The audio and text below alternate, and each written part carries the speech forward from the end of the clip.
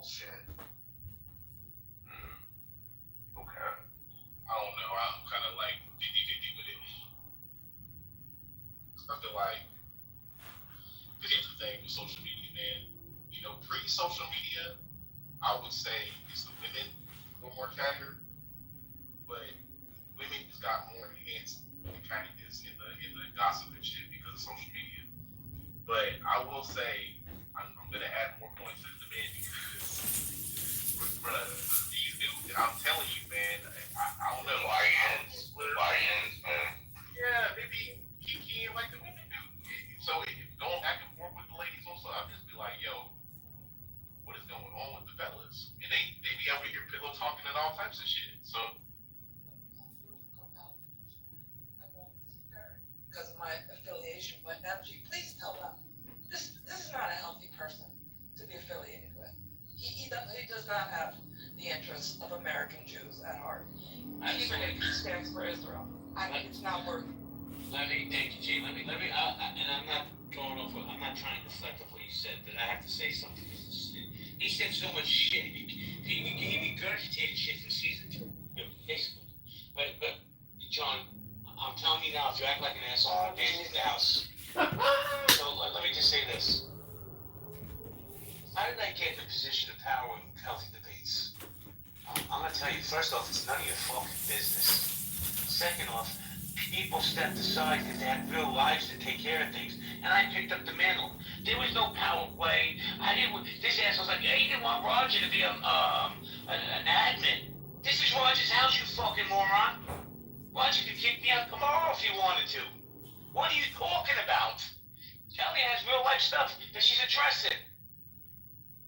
It's so fucking stupid that the narratives you people believe. Why am I in charge of healthy debates? Well, Rohan's an admin also, but Rohan lives in Australia, which is 16 hours ahead. He runs rooms at different times. Here's the thing. For you people that hate me, and I tell you all the time, the hate is the one that stokes the engine. But if you haters, if you really hate me that much, take 2 steps to the left and get off my dick. Like Charles, he's complaining in the chat. He should go. Hold on. But here's the thing. How I got in control I'm not in control of healthy debates. We're still a team. And what caused what happened in healthy debates is none of your fucking business, you idiots. Who cares? We should get back to the conversation and how we cultivate the conversation in here. What the fuck do you care?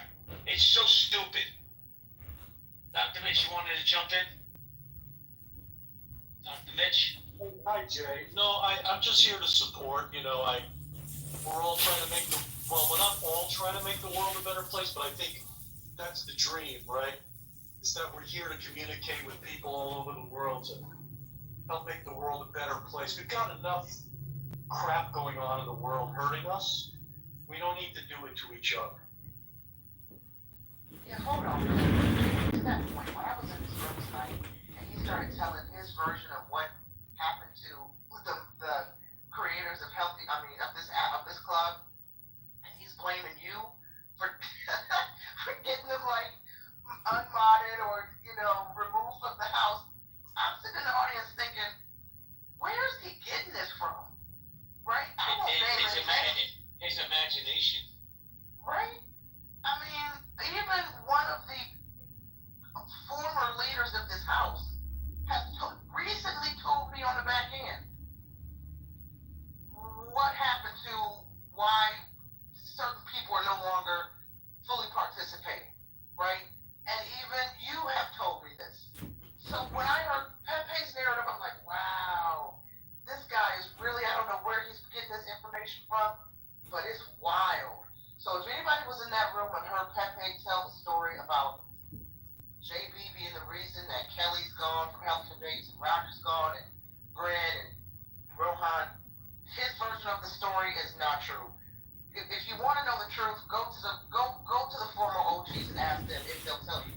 But that narrative he was spinning, 100% lies. You know what's crazy hear from the story. You know what's crazy about that whole story? He was in this space one time, and he asked about it, and I told him what happened. I said, this is exactly what happened. Some people stepped aside. Some people's egos got hurt. Everybody decided to do their own thing. And I was like, I'm still here. I have no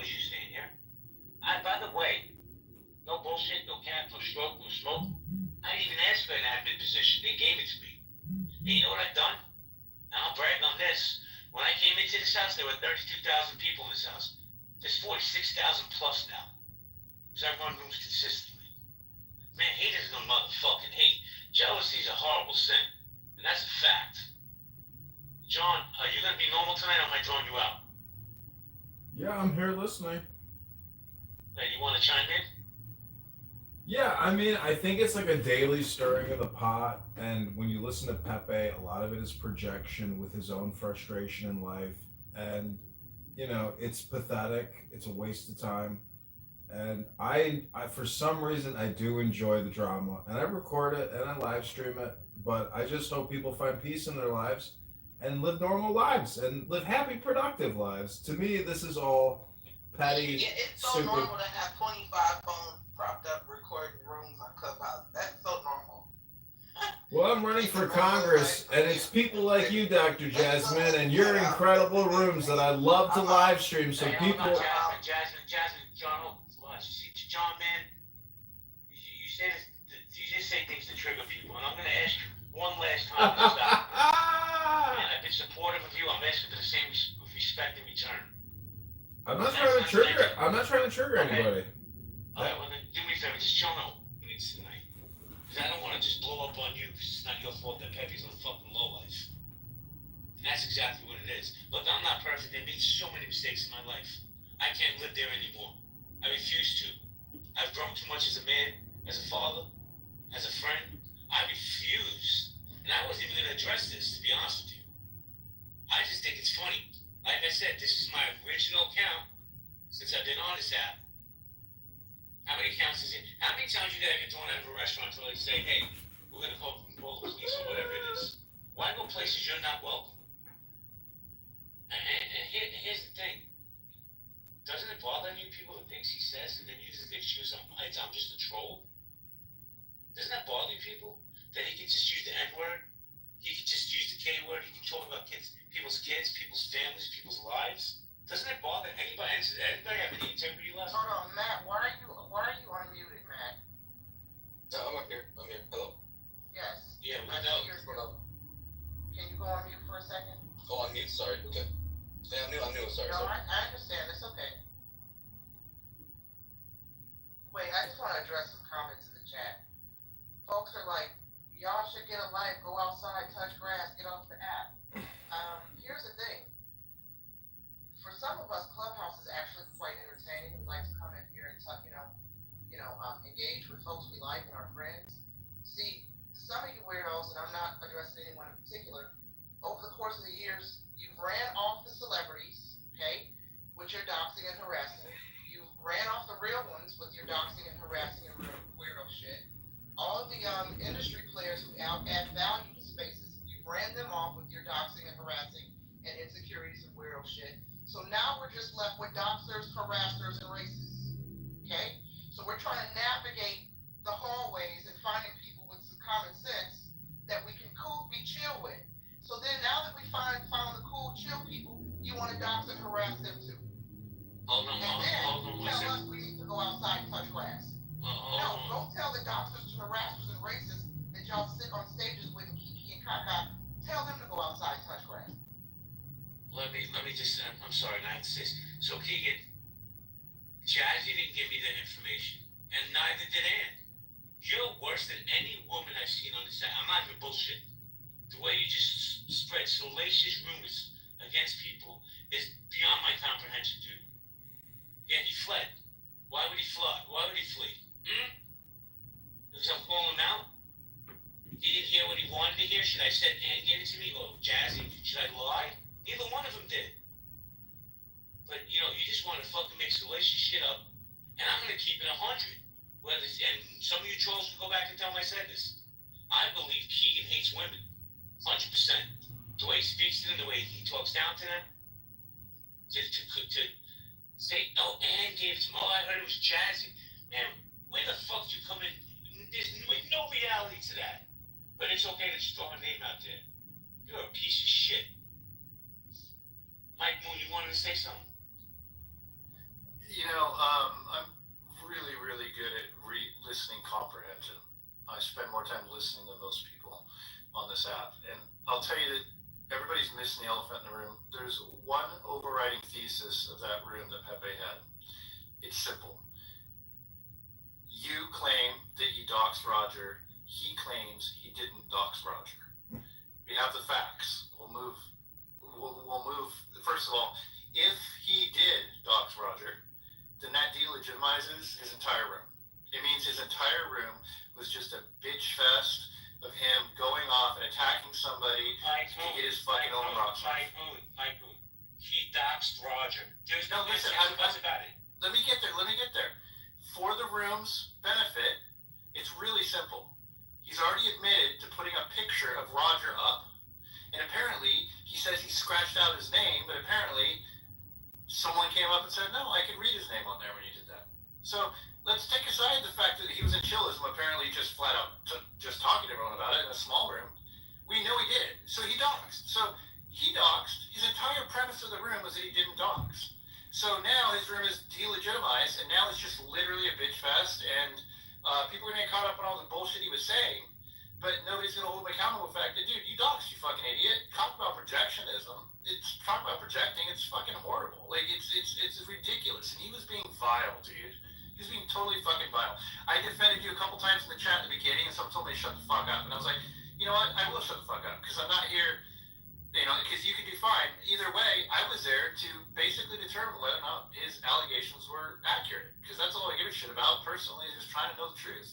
And the fact is, he's a fucking liar. And then Keegan came in and totally stirred the pot. And it was weird for me, because I've been in countless rooms where Keegan's been hanging out with you, kissing your ass, being nice to you. So the fact that he bounces back and forth between that fucking shithead, and the only other thing I'll say is I've told Pepe he's a racist piece of fucking shit to his face multiple times. And he is a racist piece of shit. And I'm pretty disappointed that so many fucking people can say he's a great guy and he's a racist piece of shit. Because he should be held accountable for being an outright racist piece of shit. Because that is not acceptable. Too many of us get accused of being racist when we're not. And here's this motherfucker admitting he is, and everybody gives him the benefit of the doubt. Fuck him. Especially black people. Let me say this real quick. Black people sit on the stage with Pepe and joke and laugh with him. Y'all are some fucking weirdos. Knowing that this man does not even like black people, knowing that he's been hurling the N-word towards black people, disparaging black men and black women for years, and y'all be the main ones on his stage, doing his bidding, carrying bones for him. Y'all are fucking. Can you imagine being black and a follower for a racist? The ancestors are rolling over in their graves at you goofy ass. Well, let me say this. He got 2 accounts flipped tonight. Not one, but 2. And yes, there's still one standing. That's probably going to go 2. Has nothing to do with me. But he's going to be back tomorrow. We all know he's coming back tomorrow. He's so insecure. He needs to be heard. Right? So, by the way, Nia, I don't know if I told you this, but when Roger comes back, and he's coming back, I'm not going to say when Roger comes back, after that room, I'm going to be taking a break. But that was kind of a scheduled break anyway. I'm going to take a couple of days off just to decompress the nonsense. But let me tell you something. How could you go into a room, and this is, most of you morons are guilty of this. You go into a room and say something in front of people, and then say, well, I never said that. America, she doesn't know what she's doing. Bree doesn't know what she's doing. Howard doesn't know what he heard. Get your ears clean. I didn't say this or that. I told you people, and I'll tell you again, there's no secrets on Clubhouse. If you go into a room that's not a private room, that shit's getting out. 100%. He doxed Roger. And you know what? Shame on him. Because he don't like Roger. His excuse was, I don't like that he fat shames people. Right? So he could dox his family instead of having a one-on-one conversation with him. Or what was his other excuse? I don't like that he's associated with John Kitover. What is that your fucking business? All of a sudden you're the fucking moral police? This is the guy you guys want to, this is the moral police you want to follow? He would kill some of you people in a heartbeat just for being black. And that's a fact. He would spit on you if you were a Jew. That's a fact. But keep following him. Keep going into those car crash rooms. Holly, how you doing, Holly? Holly Dolly? All right, Holly's not there. Old Raj, what's good, old Raj? Top of the evening, young man. Another 15 in the books, in your honor. little exercise. Good. Non sequitur, sir, but could you explain to me what the hell that blonde DA in Rhode Island did that caused such a shitstorm? You know anything about it? I have no idea, but we're not going down any other lane but what we're talking about right now, Raj. At all. Okay. Thank you. Pig Pill, how you doing, Pig Pill? I'm good. JB, how are you? What's going on? What did Pepe do now? He's always in trouble. Well, Pepe doxed Roger, where he put his family's information, his job history, all that stuff. And then when I said you doxed him, he'd been running rooms for, I don't know, 4 or 5 days about me. Non-stop. The man is obsessed. I live rent-free in his head. And he got kicked off the app. He got clipped. 2 of his accounts got clipped. But you know what, Pink Pill? He's like herpes. You can never get rid of him. He'll always come back. He does always come back.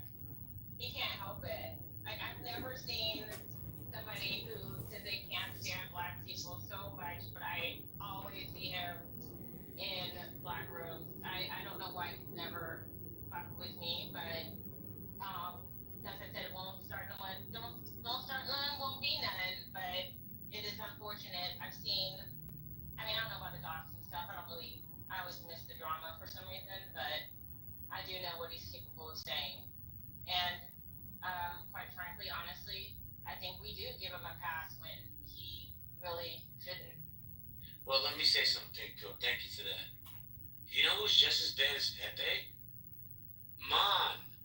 She signs off on that shit. She signs off on this racism. She enables him because she's a black woman that's a self-hate black woman. So it's okay that she sits there with the known racist on the app, anti-Semite, hater, but Mon will sit there and kiki with him all fucking day. That dumb bitch. I'm sick of it. You want to dox me, bro? And you know what the funny thing is, Nye? I've been telling you for days, I'm just going to sit back. I'm not even going to engage with this asshole. Because you know what? Karma always catches up to everybody. Everybody. But tonight was just enough. And listen, I was eating dinner, I got multiple texts, he got clipped in mid-sentence. And my first thought was, I swear to God, karma. Karma has no menu. You get served what you deserve. But here's the thing. He will be back. It's going to be interesting to see how many people run into his rooms again. Because if you don't breathe air into that fire, the fire dies out. What's up, Sir T? What's going on, JB? Who's interrupting your piece, man? Nobody. I don't allow that. Nobody's getting in my piece. I promise you. But what happens is when people fuck with my friends in their piece, then I have an issue. Because, you know, I am old school Brooklyn, man. Loyalty's not a word, it's a lifestyle. Put that one, Pepe.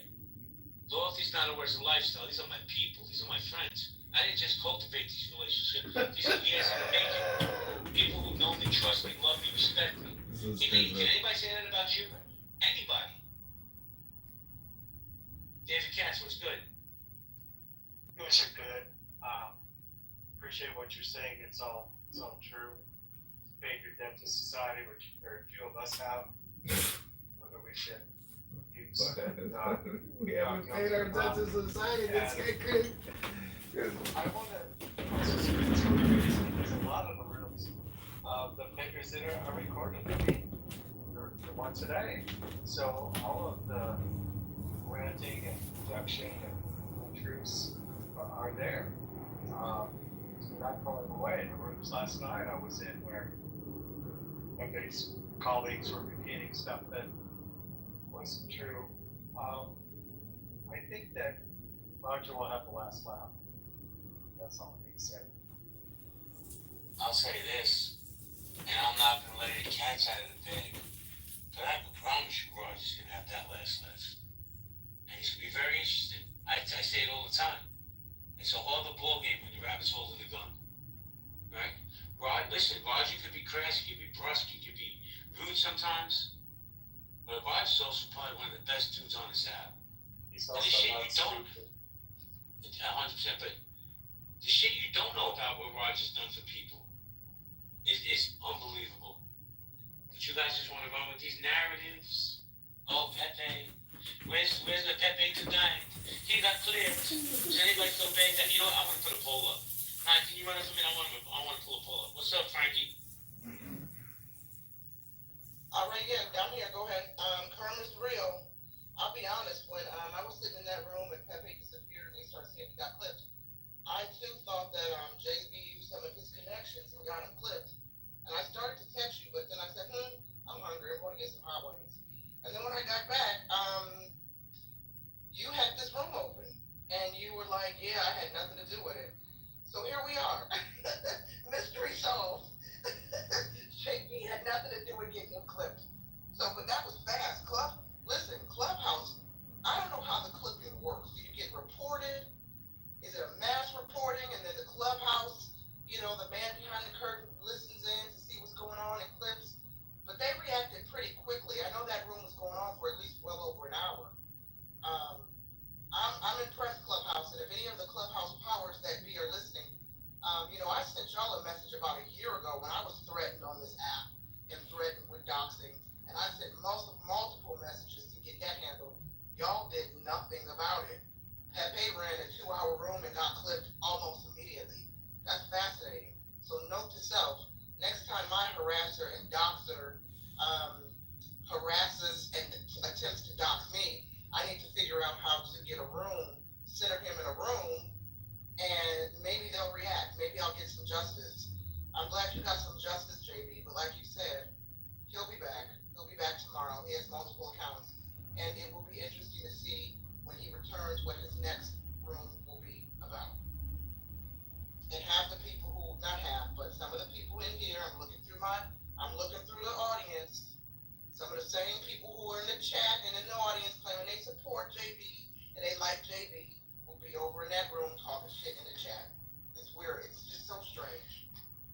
Demonic. You lot are demonic. There's a new poll up. Hold on. Listen, I want to vote. Does anyone feel bad that Pepe got clipped? There you go. That's my vote. So, yeah. What's up, Norm? How you doing? Hi. Hi. How you doing? I'm doing okay. I'm doing great as well. So, some shit popped off tonight. 2 of Pepe's accounts, not 1, but 2 of Pepe's accounts got clipped. Does anybody feel bad for him? Anybody? Bueller? So you can only say so much polarizing negative shit. And by the way, speaking of Clubhouse, let me just ask this question. I don't know if you can read off for a second. One of the administrators, and I'm not going to name the person, was in this space right here. And I hit him in the back channel. I was like, bro, listen, I'm just done with the docs. I've been doxed for days, blah, blah, blah. If you have an issue, just reach out to me before you clip me. He wrote back, he goes, I have no problems with what you're doing. He was also in that room. And that's how Pepe got clipped. That had nothing to do with me. So fuck him. Right on to that administrator. Right on. Pepe should have been doxed ages ago because of all the anti-N-word stuff. But, racism is allowed to thrive on this app. But I'm glad somebody actually did something this time.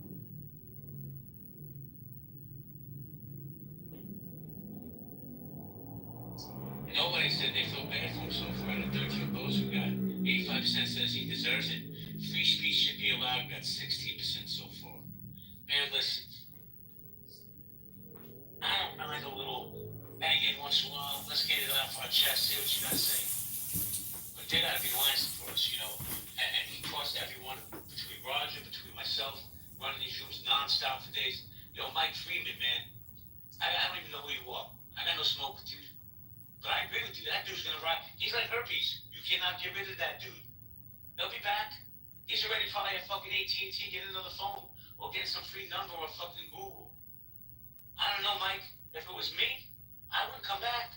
If the app is telling you you're not welcome, why come back? Because he's a narcissistic asshole who thinks people need to hear his voice. By the way, he sounds like Kermit the fucking Frog had a baby with Ray Romano. But that's just my opinion. Well, I hope the black people who like to sit on stage with him and be called the N-word will be okay during Pepe's downtime. I know you probably will not know what to do with yourselves without having a non-black person call you the N-word and monkey and ape and gorilla and thug. I hope you find some peace, and I hope you pray over the next couple days. Your master will be back soon, and soon you can be back on his stage where he can call you the N-word and a monkey and an ape and a criminal, and you can laugh about it because it's funny. It's funny to be called an N-word by the white man. And entertainment. So just hold on. He'll be back soon. Hopefully, you'll find some other rooms to go into. There are plenty of other white races on the app that you can get your racial fetish fix until Pepe returns. Hopefully, you find it.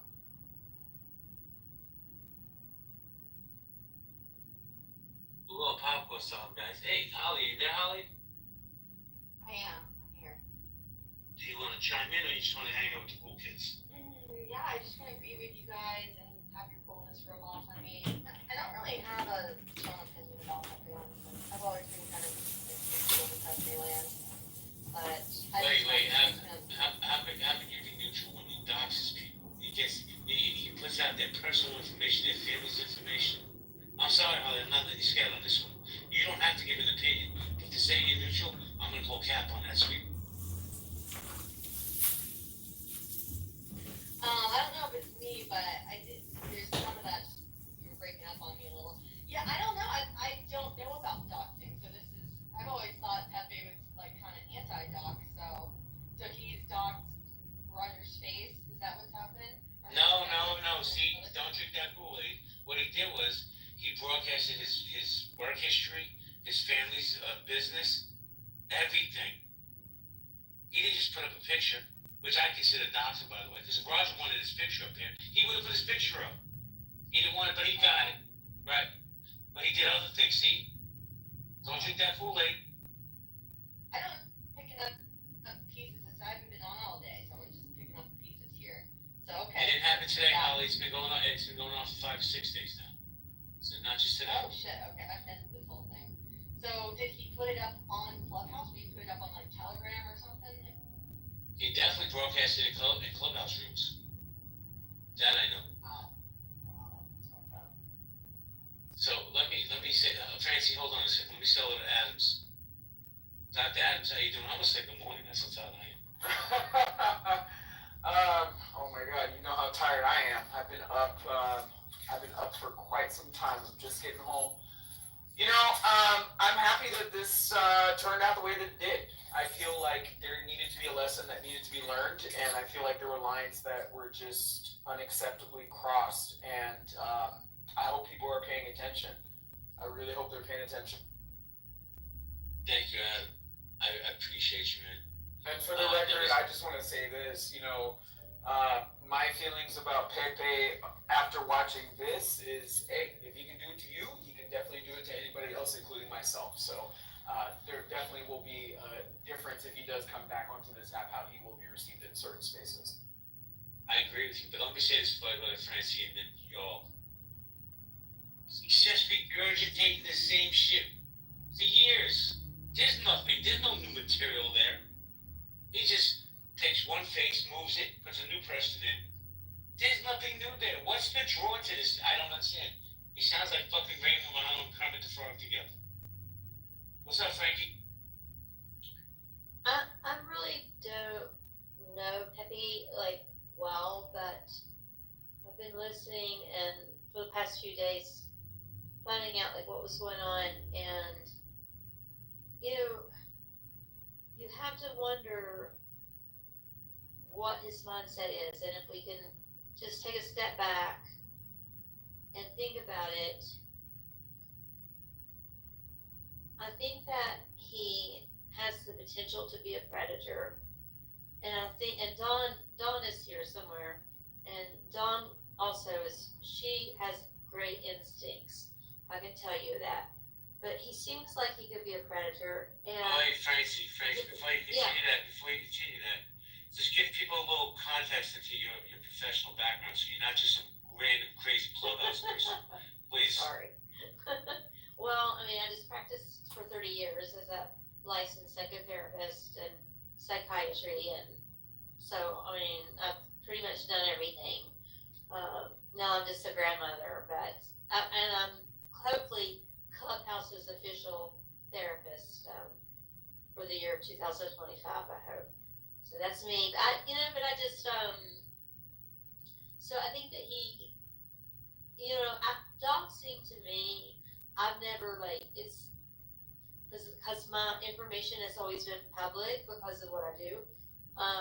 But in this case, and the way that his patterns have been, I think that he could be a predator. And I think that what happens is every time, they get a thrill out of hurting someone, right? Because they get something out of it. It doesn't have to be sexual, it doesn't have to be, but the ante has to keep being higher, higher, higher. So you start out doxing someone, then you actually drive to their street, and do something, throw eggs at their house or something. Then you sneak in their house when they're not at home. Now that sounds very dramatic, and I'm surprised that I'm even saying it, but my instinct is like screaming at me right now, and I don't think that's ever happened in the 4 years that I've been on Clubhouse. So I just want to say, be careful, guys. And if Dawn's around, if she has an instinct, I would really like to hear what she has to say. She's rarely wrong. Thank you, Francie. Let me say hello to my Canadian acquaintance. Sometimes we're friends, sometimes we're not. I don't understand. But I know when he comes to stages, he doesn't gaslight. Yo, what's good? So to introduce myself, I have no credentials. I am the crazy Clubhouse person you referenced. But so obviously I don't like Pepe. I think that's pretty obvious.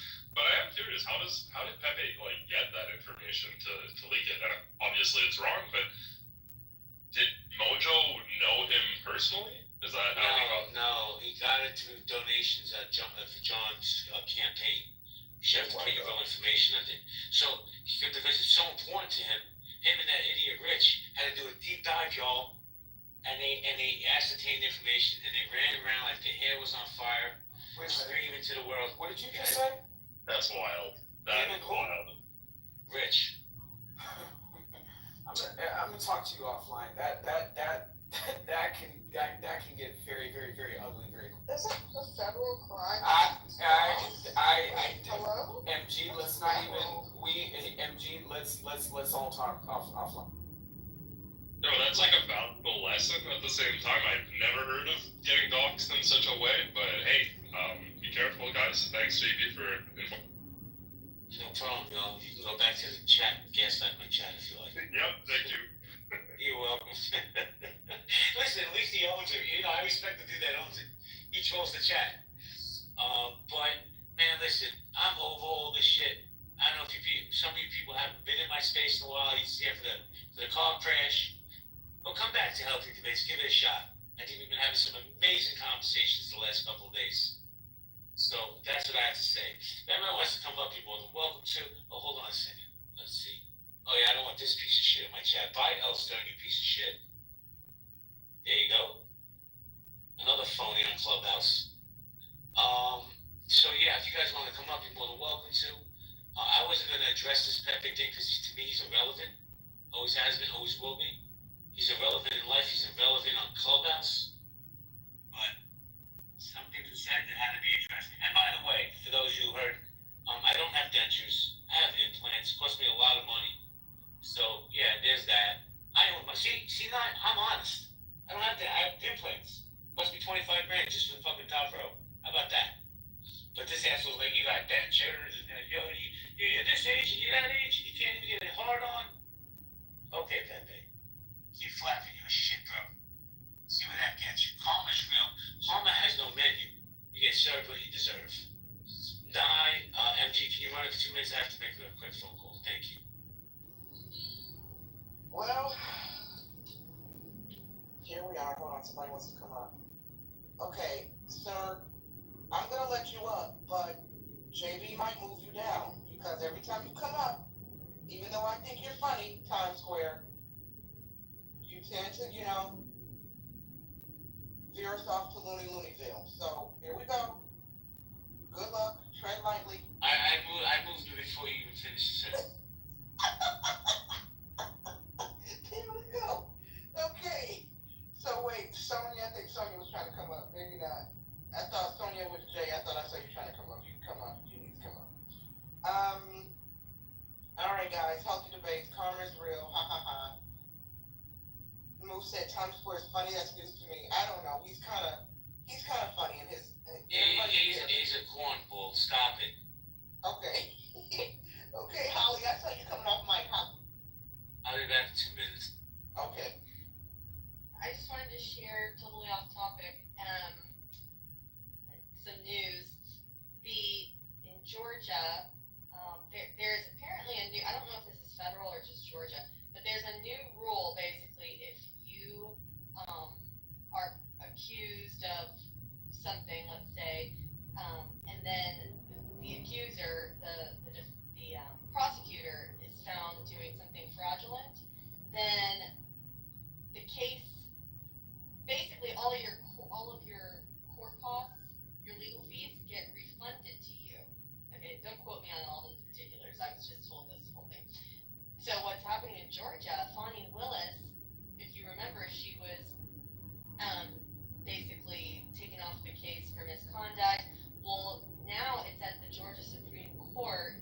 She's it's kind of been going back and forth, but basically, if they deem her activities as fraudulent, then the Georgia GOP will actually get like millions of dollars back in their coffers for the legal fees. Just a little update on all the fun Georgia election shit.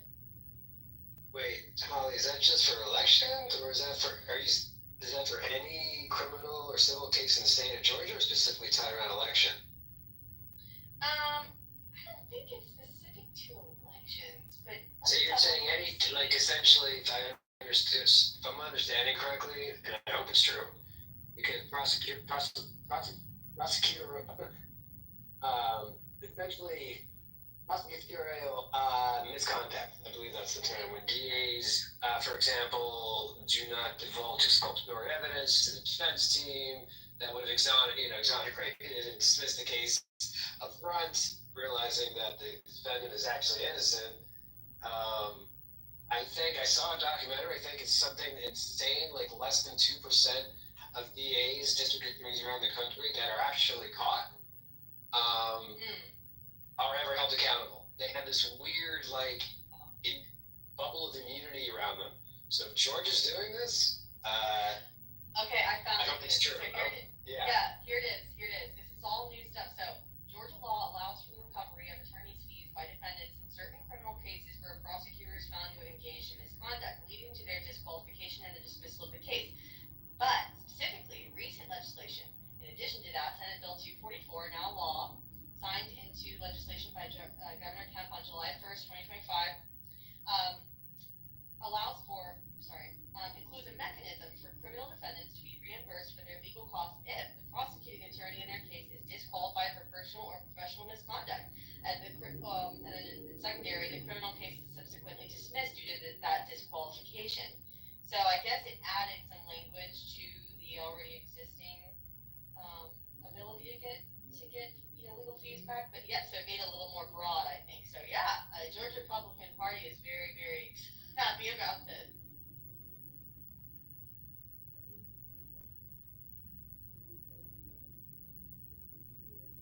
Coming back to what we were talking about, I want to underscore something that I said earlier, and it really resonated with me. We used to have more people with something to say with the basis of intelligence here in Clubhouse, and less malice, more friendship, and we've given that away. And we're left with too many times trolls and cafes, the people who get their kicks from being disruptive to being sick and malicious. And I think we have to think about that. But why do we keep writing off this specific behavior, David, and equating it to trolling?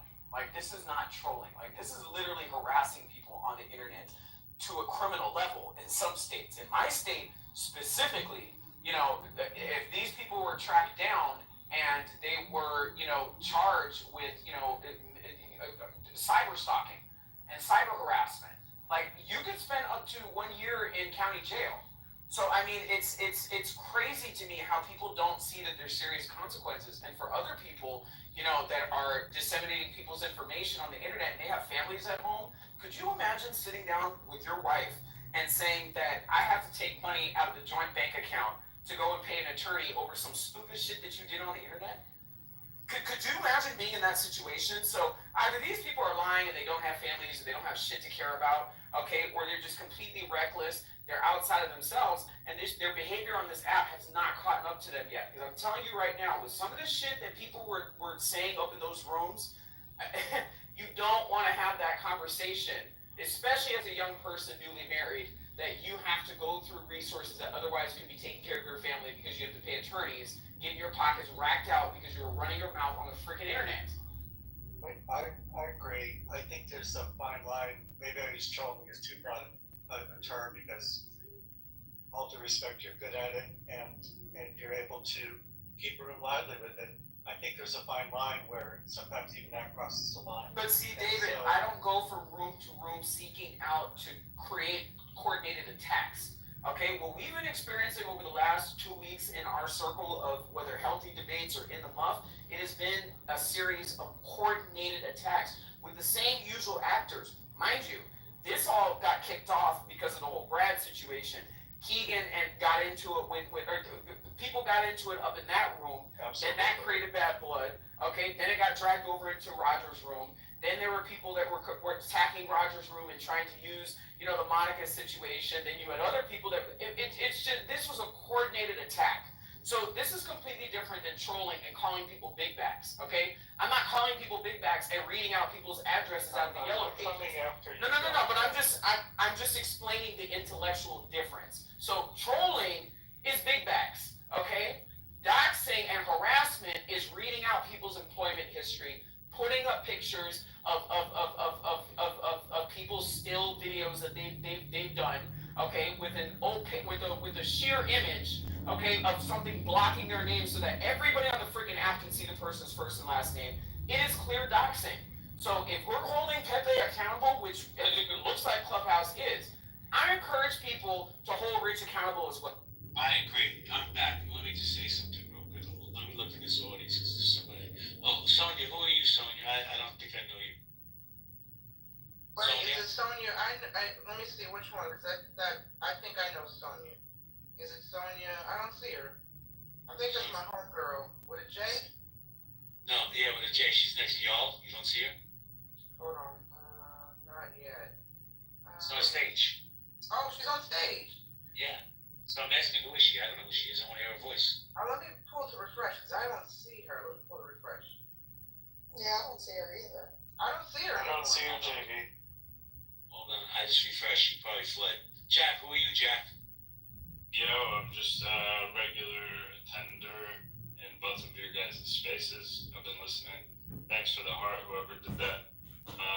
Just been listening to the drama. I'm sure you guys, no one likes the drama. I think the doxing, definitely we can all agree that's like to be shunned and never happen on this app.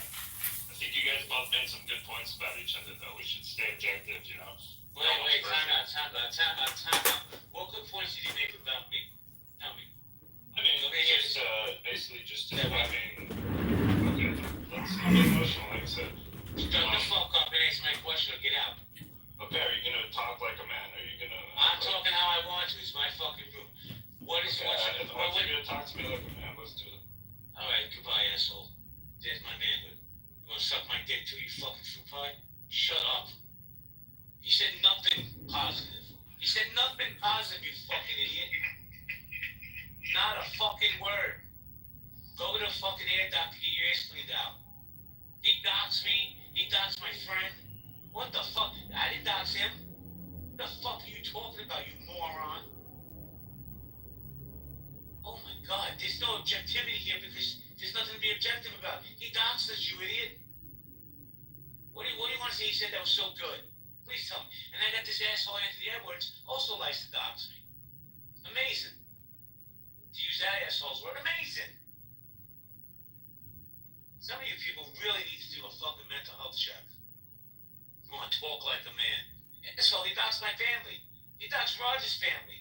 That's okay, that's objective.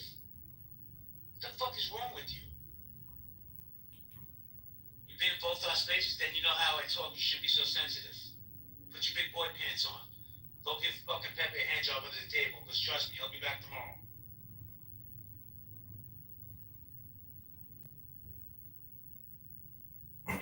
Nothing to lose, JB. You have nothing to lose. A lot of people are proving themselves as having absolutely nothing to lose.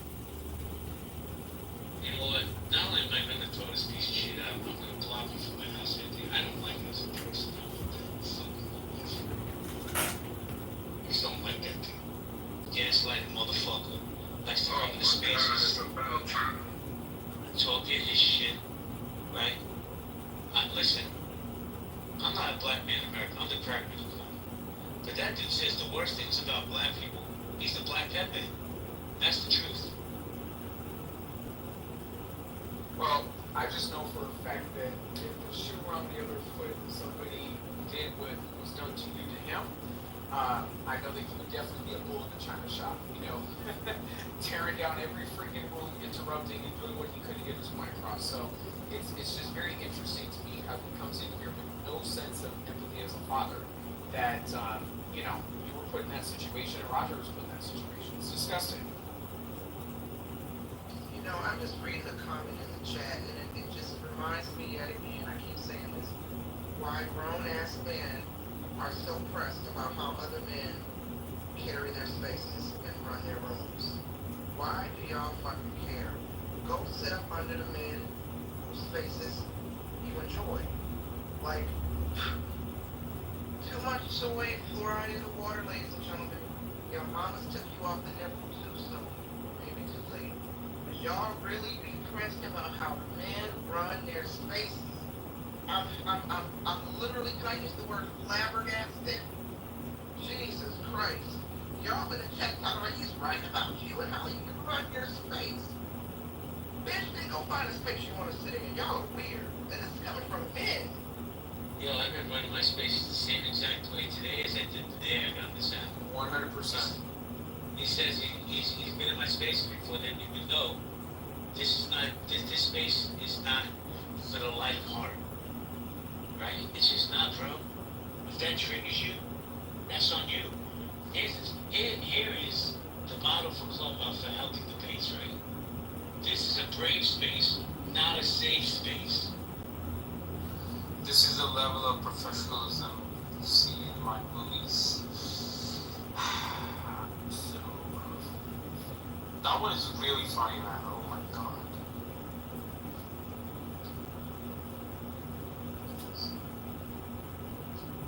Real talk. JB is a whole entire coward. That's why. Yo, you might like JB. I get it. And that's cool. But yo, I promise you, he's going to expose himself. You're going to see who JB really is. Alright? And yo, dude, at KP, I can't abide a coward. A coward? You're like, dude, I watch women on this app say, yo, listen, I'm going to hop down off of this stage and I give up kidneys to go listen to that to me. But as far as promoting it and out of the street, bro, he's been streaming for years from here. At this point, who cares? Like I'm saying, you might find out me not always focused. You know, I have no smoke with John. But you know what? Let John be John. You know, this is how I feel. I'm over all that bullshit. So, you know, let me tell you why I care. And I'm going to say this in defense of the women and certain ideologies behind what John is doing. You know, being raised by a two-parent household and having a mother in the house along with my father, she always taught me that a woman saying no is something that needs to be listened to and it needs to be heard. So when you have men like John, who has had countless women on this app tell them that it makes them uncomfortable, they don't want to have their vulnerable moments put onto YouTube, they don't want to have certain information that people can plug into certain into certain search engines and give up their locations to rob them of their sense of security. So to me, I take that from a personal lesson that I learned as a child, that what John is doing, especially to the women on this app, is completely wrong and extremely violating. Well, you know what? You can say that a billion times, bro. he ain't gonna change. So my thing, for me, I just ignore him. I have very little patience for him when he comes to my stages. I give him a little grace, but when he starts talking his nonsense, goodbye, John. But we're not gonna do. I'm telling you. Look, he wants to come up. John has a new account. Shocker, people. Who do you think has more accounts, John or Pepe? My thing, for me, I just ignore him. We all know Pepe's coming back tomorrow with a vengeance.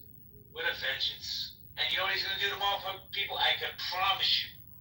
He's going to say the same things that he said today, that he said yesterday, that David, original idea has not entered that man's brain, probably since 3rd grade. He regurgitates the same shit.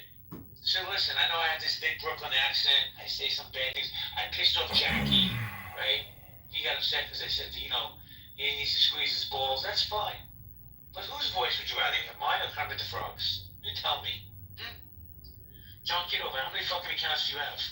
Well, they clipped a bunch of my accounts as well today, and in terms of You're welcome. in terms of Dr. Adams claiming that I'm putting women at risk, if you're talking about yourself, Dr. Adams, maybe you should take Darren LaHood's PTR out of your name and representing his campaign, because you could be causing him a lot of damage to his campaign, and I thank you for that. But nonetheless, I have to do what I have to do to be victorious and to fight people who have bad political ideas and want to increase the debt. And if you're a female on this app and you're political and I'm political, if our paths happen to cross and you end up in a YouTube video of mine, well, I hope what you said was intelligent. If it wasn't, well, let the audience decide. Well, that's great. And Adams, he's like herpes. You can't get rid of him, bro. well, and I'm going to bring back my point to the harassment piece of this. Notice I've made it very clear I do not care to interact with this man, nor do I care to be put up on YouTube. But as I click on his profile, it says add back. So this man is refusing to disengage, and I hope that you guys all see the point that I was trying to make has now been proven yet again. All right, well, I'm running for Congress in the 16th District of Illinois, where Darren LaHood, the man in your PTR, is, and I don't know what to tell you. Go to johnforcongress.com. I just told him no campaign, and he can't help himself. And by the way, I did donate to his campaign. I did it as a favor for Roger. I'm going to be requesting that money back from Roger directly. I disagree with Roger on just platforming him all day long. Myself? So one thing I disagree with Roger on platforming. John, I think he did it for content, but it went out of control. No. That's between John and Roger. I'm not even going down that lane. If Roger wants to address it, he'll be back before you guys know it. But, is anybody, and I'd be honest, is anybody unhappy that Pepe got 2 accounts flipped? Anybody? If anybody has a problem with it, by all means, please come to the stage. Raise your hand. We'll have a nice kumbaya dialogue. Nobody? Let me say hello to Moose, Curtis, Hakima in the house. Your piece. I love you, your piece. I'm not love bombing you, but I have a lot of affection for you, lady. America, you're beautiful. Kubu, what's up, Kubu? April, how you doing? Heidi. We got Bree. Man, you guys gotta hear that accent that lady has. Off the chain. Lububu. We got Miss. We got Mitch. We got Pebbles. Pat. Ashley. If you guys want to come up. We got Dude Cool from Canada. Another sensitive person. This world's taken over by the far left. It's crazy to me. Listen, I just want to reiterate, JB, I'm not trying to center myself, but I just want to reiterate, because I did say in Pepe's chat, somebody asked me how you feel about this whole situation, right? And I said, I don't like it, and I'm going to stay out of it. And I think the only reason why I've been, I know the only reason why I've been, because I want to address, especially Pepe's if you're listening. I've had no beef with Pepe on this app. He and I have never sparred. We had an incident a while ago, which he later apologized for, which I thought was very admirable, right? But I have been vocal about what's happening over the past couple days because I like JB and I like Roger, and I know some people might say, "Nine, shut up, don't get involved," but I don't know why I feel compelled to I just wanted to state that because some people Well, I am cute.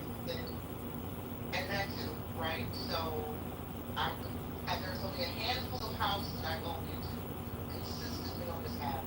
This is one of them. In them up is another one. And I said earlier today there are a couple people on this app who I don't know personally, but I'm fond of them. And if the same shit happened to them, I might be compelled to be like, leave this person alone, back the fuck off. Adams is one of them. I don't know Adams personally, but I'm very fond of Adams, right? And if some shit happened and y'all were attacking Adams, I'd probably do the same thing. Shut the fuck up and leave him. And whoever's giving me thumbs down, your mama's stay. So, that's about it. I'm done. Well, let me just say this. Listen, if we took a real vote, I think the majority is that Pepe's just a low-life piece of shit. Always has been, always will be. Right? But then you got this parasite, right? KK Min, who loves to gaslight. I'm so worried about the women. Oh my God, ladies, look out for JB. Look out. Right? Another person trying to make herself relevant, who's the most irrelevant person on this app. Goes around telling people she's a gold star, wife, her husband was killed in action. Right? All the life I see, I think you're full of shit, lady. Full of shit. Bring me seats. Bring me seats out who the fuck you are behind, besides hiding behind your fucking PTR and your fake names. The time of the trolls is coming to an end, people. I can promise you that. Clubhouse ain't fucking around no more. You saw how fast that piece of shit got clipped tonight? She wants to say, oh, he did this in 2009. He did this in 2010. Meanwhile, she got almost everything wrong. She couldn't say Bear Stearns, she said Bear and Stearns. You know, I understand, English is not your first language, you dummy. Why don't you just mind your fucking business and let the men fight it out? How about that? You fucking gaslighting troll. I hope you get a yeast infection in your mouth. Can I ask you a question, Jay? You asked me too. All right, thank you. I appreciate the bonus. So, looking from the outside, looking in on a lot of these beefs, at what point are we going to have like a reset? Not in the terms of like, kumbaya, but I feel like colloquially as a community, as people kind of navigate through different rooms, there should be certain things that should be off limits. From this point forward. I know that people have said things in the past. I know that people have really dug deep, in the past. But let's agree to put the past in the past. Everybody goes and sits with their own tribe. Don't go into anybody's spaces that doesn't want anybody in anybody's spaces.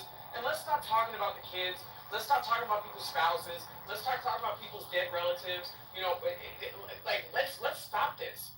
We see entertainment on being on this app, and it feels like people have slowly migrated off of this app because I'm going to be honest with you. A lot of this shit at times gets very, very, very ugly. It gets very, very, very ugly, and it's very difficult to listen to. And I've been very guilty of it myself in being pushed in defending myself. But at this point, through learning from this situation, go ahead. Hold on. Let me give you some clarity. I haven't mentioned Pepe's name in probably almost a week. Right? No, I know that. Let me finish. Right? I never talk about Mon. Mon's irrelevant. She's an embarrassment to herself. Right? 75 fucking years old. And she wants to talk shit. And KK, I haven't mentioned KK's name in years. As a matter of fact, Adams, I specifically reached out to KK's best friend and said, bro, I need a favor from you. I need you to get her to stand down. And what she do? She took an extra 5 steps forward tonight. With lies, insinuations. So how many times does a person have to sit back and get punched in the face like say, you know what? I've eaten enough shit, I'm full. Fuck that. I'm not looking for toxicity, and I'm not bringing the drama, but I'm not gonna back down from it either. You come to me, I'm coming after you. And I've tried my best the last fucking week just to stand down. But you know what? Enough. What she did in that room tonight to try to center herself, like she's some good person. Bro, here's the truth with KK Min. She has doxed, gaslit more people on this app than probably Pepe and anybody combined. And that's true. But she gets a pass because she talks so sweet, so nice. Fuck her and her fake story about a dead husband. Bring me seats. Everybody loves to on me, Adams. I want receipts now. Until then, you're a fucking, that person's a fucking liar.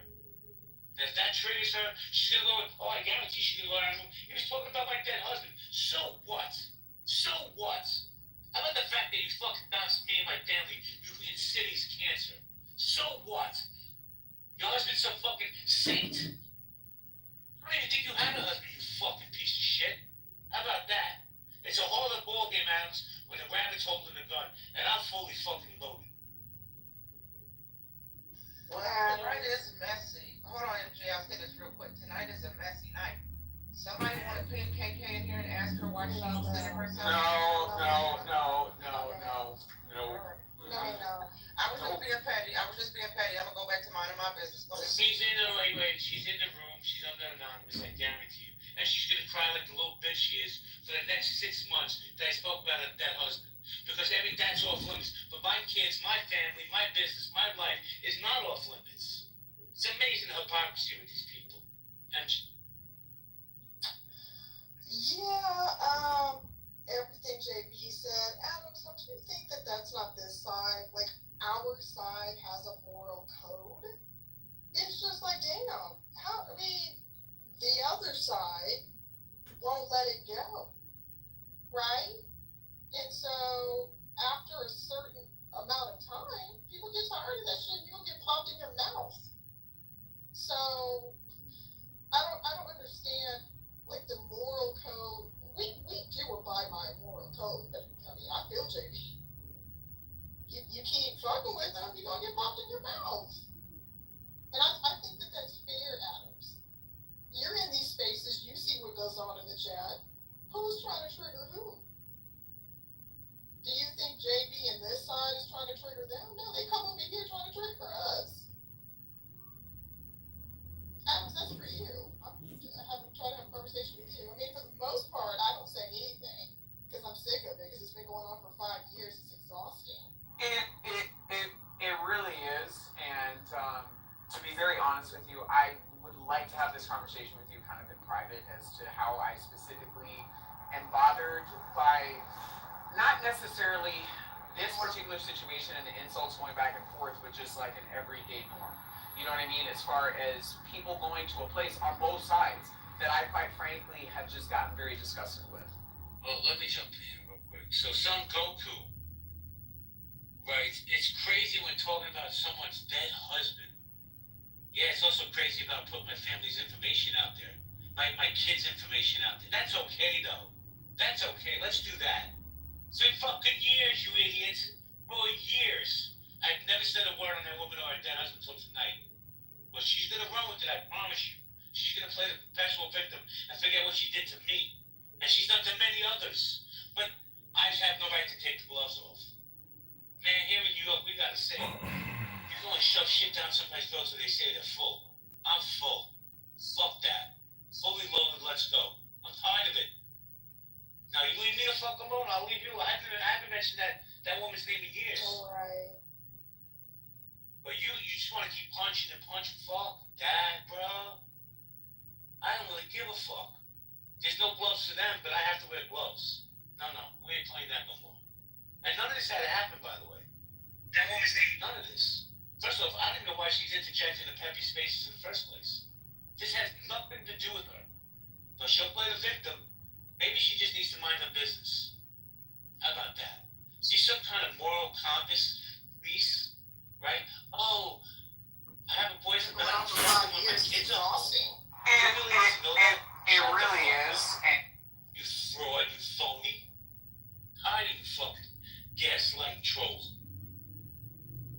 So, one thing that I wanted to comment on as far as Pepe Spaces and how it's pretty much stayed on brand over the last couple of years. He basically opens up spaces to say that I'm not racist, but then he wants to get the crowd gassed up by saying racist shit. Like, it's not anything original. Like, it's not anything that I feel like people should really hold on to. It's gotten very old, it's not entertaining, and I just feel like it's just non-productive. Well, Adams, I've made some moves. See, here's the thing what people don't understand. Knives Brian's always a mod, MG will always be a mod, some other people will be mods. But when I open a room, if I block you, then you definitely can't get in. So I'm making some moves. People that saying just stupid shit with no basis, they're gone. I don't need them in my space. I'll run a space with 100 people or 10 people and still have a great conversation. That's just how I feel. But I always found, especially in the people want real till real shows up. Then they want to play victim. What did he say? How could he say that?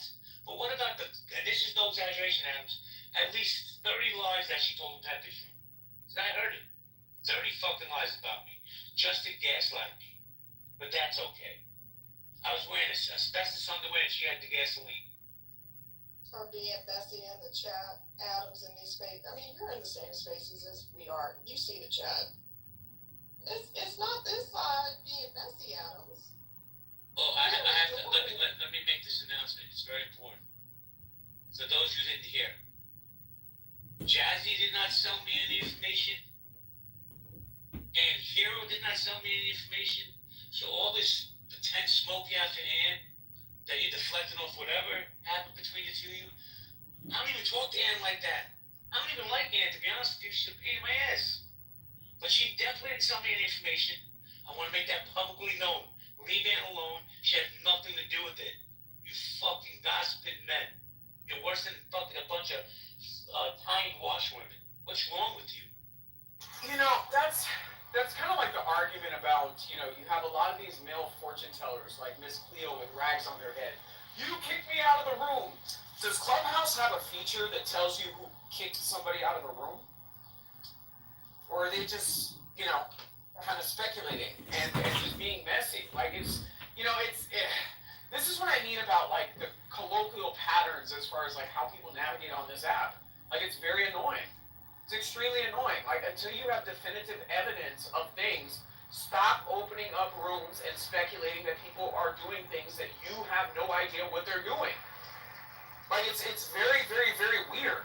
It's like, I mean, did y'all go to like some fortune teller, like gypsy freaking, like it's just very weird. They're demons. I just want to say hello to KP. This dude has been my friend and loyal to me from the day I got on this app, man. KP, I got nothing but love, admiration, respect for you. Welcome to the room, KP. Yo, what's going on? Yo, I've been punched in the left eye. I don't know what the fuck is going on. And I'm pissed off right now. And now I gotta try to get you up too. Yeah, when you tried to hit me up, I was in a private chat with somebody else, and I couldn't come. KP, don't get worked up over it. Just don't. Yeah, this is dumb. I don't know what the fuck is going on. And I'm getting drunk in the middle of this shit already. JB, you're my boy. Why are they dragging you in it? Because people know JB is my boy. And just listen, if somebody tries to bring you some of this nonsense, just say you don't want to hear it. Okay, I wasn't going to say a fucking word about this. I left it alone for days, even though this dude was trying to drag me by regurgitating the same shit that I've already spoken on 5 million times. But I had to address it tonight, bro. And I asked the other person, hey, yo, just go talk to JB. Go talk to him in a private room. Don't bring this shit on a public stage. Just go sit down. How we used to do it back. JB, you know how we used to do it back in the day. We go sit down. 100%. Grab some coffee, grab some pizza. We gonna sit down and talk about it. But you know what, KP? But you know what, KP? Times are different, bro. These men nowadays are built differently than you and me, right? There's no integrity. These dudes want to fucking gossip. They want to get their estrogen level up. It's crazy to me that a person like Pepe can sit on the stage and say, hey, you know what? You're an N-word. Or you're a K word. And then, when he gets a little pushback, oh, no, I was just trolling. I didn't mean that. Yoshi, what's good, man? Long time no hear, man. Look at this.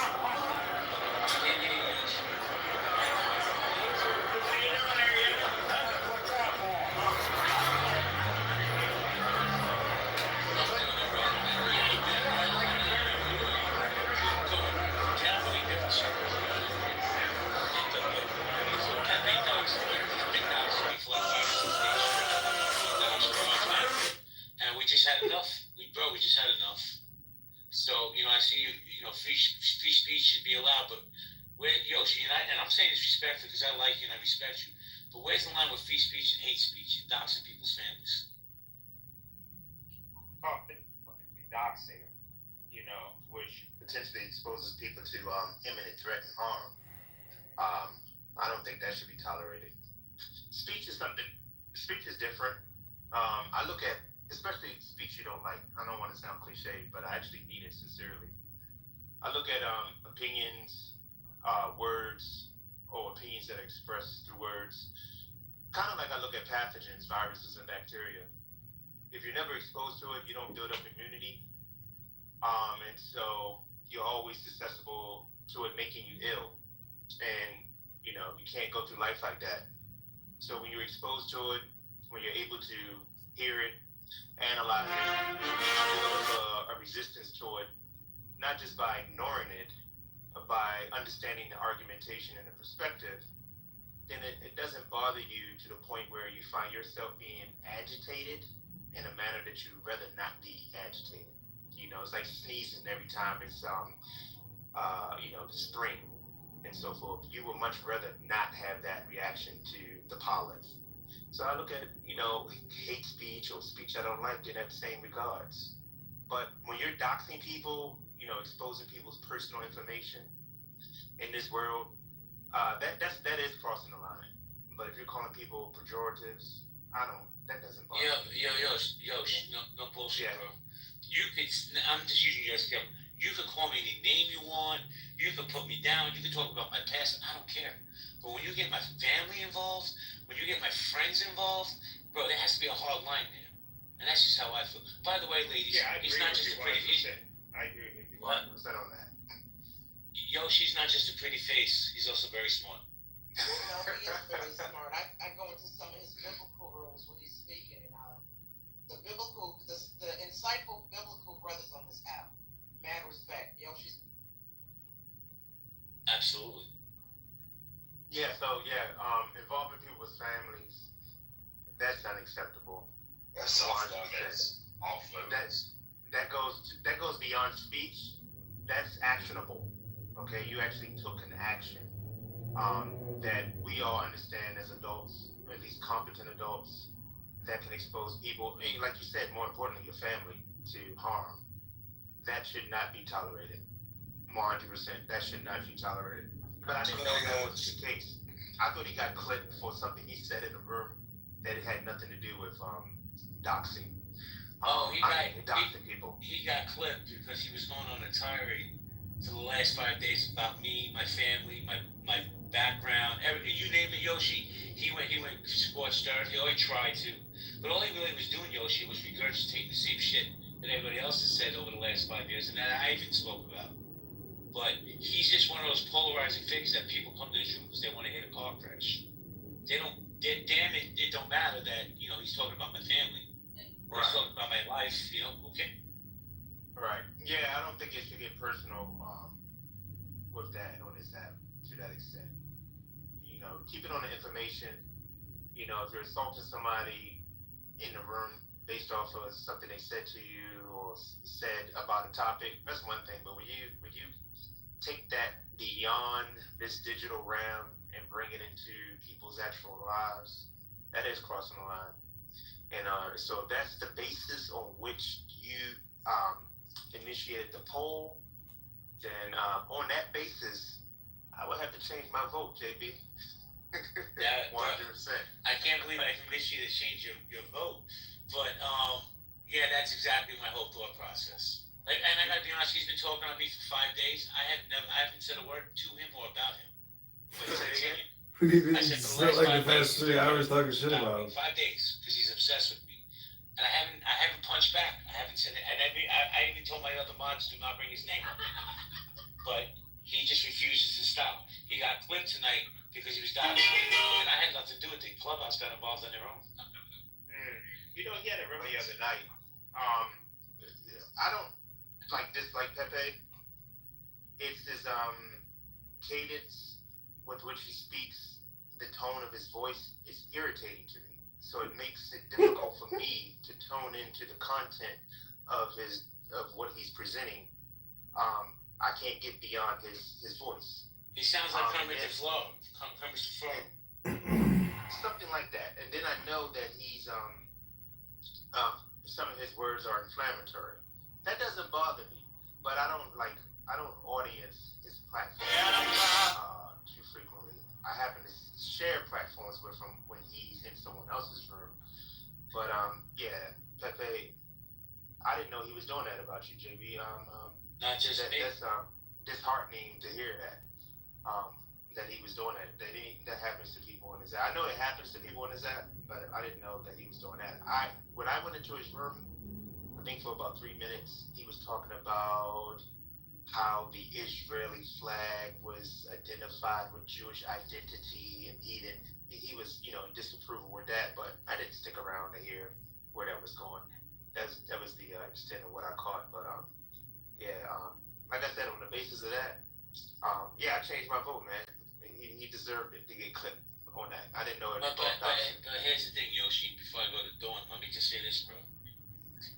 If Clubhouse kept kicking you out, you'd be like, why am I going back? I'm not welcome there. This dude's gonna be back tomorrow with a new account because he's so arrogant. He's so narcissistic. He feels that everybody needs to hear what he has to say. If I'm never gonna go into a club, Yoshi, then I'm not welcome. That's it. Well, JB, that's your nature, okay?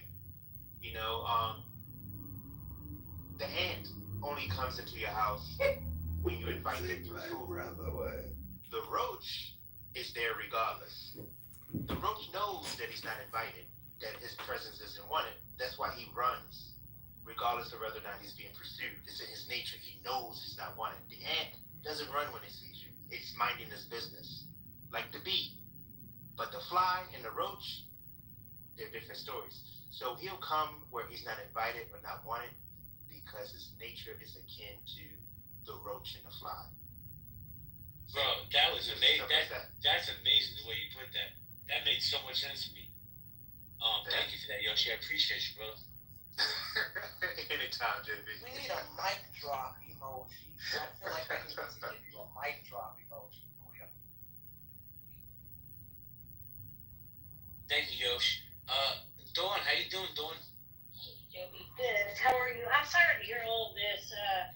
I'm just learning about this evening, to be honest with you. And I was in the other room briefly, for a couple minutes, and then I was going to ask me who I promote. So, okay, can someone give me a recap? Like, I kept thinking that, right?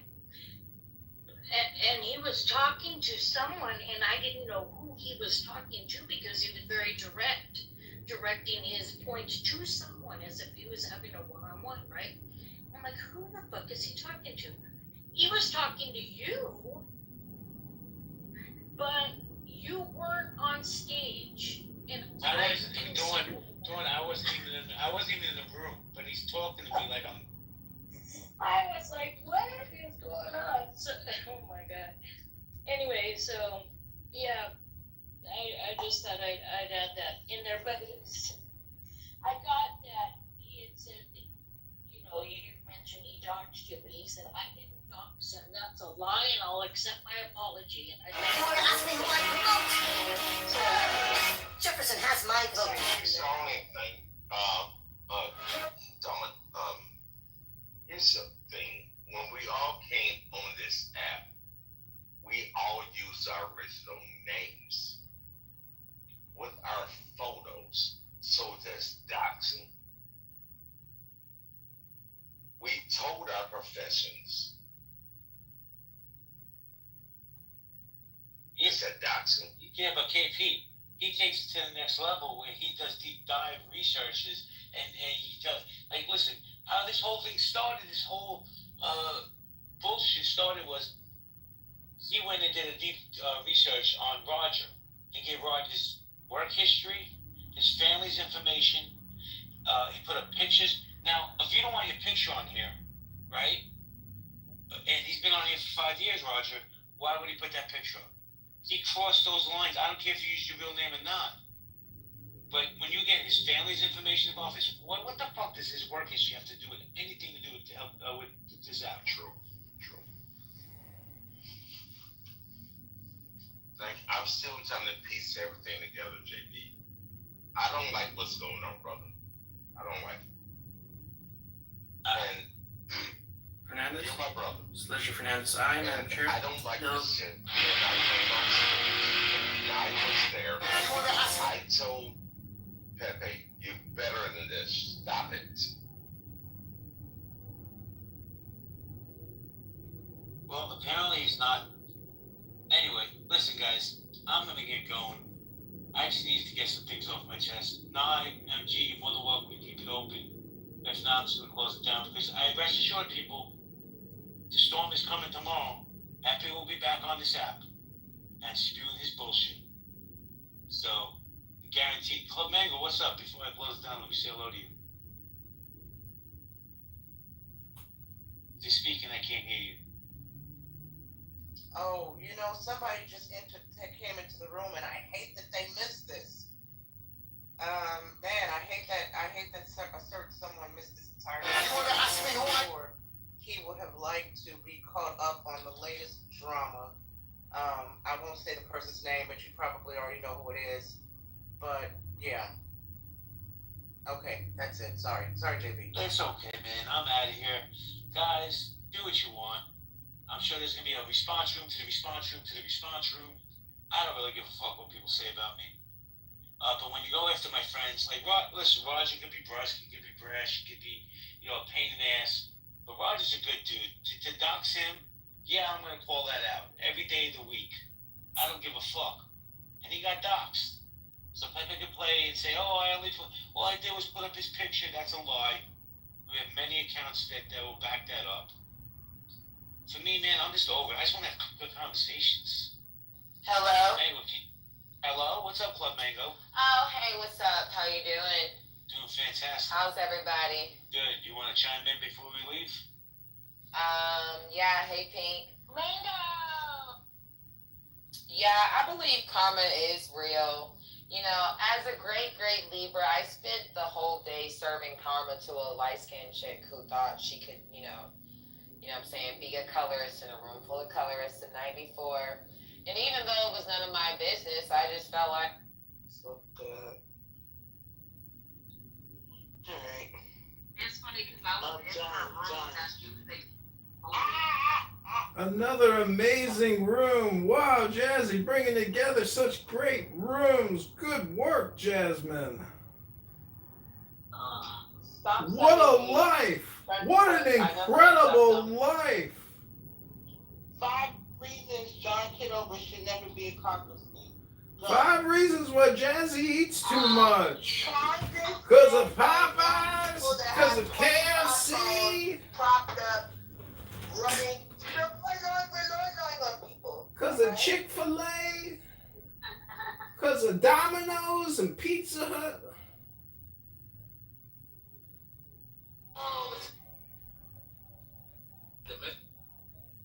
Would you?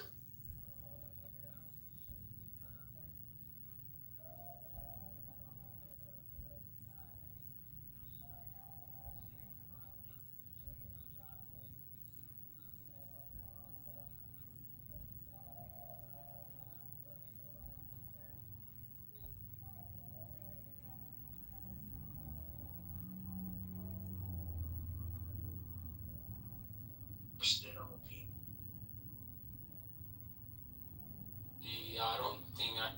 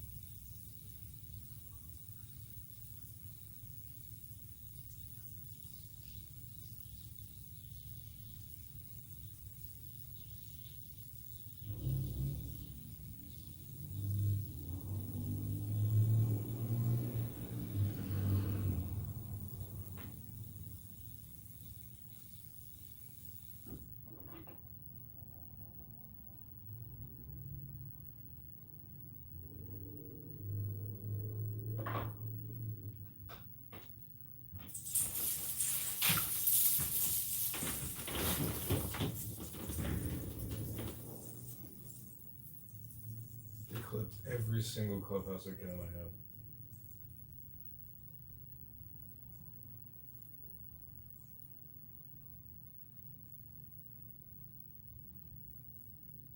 I want to get to very quickly.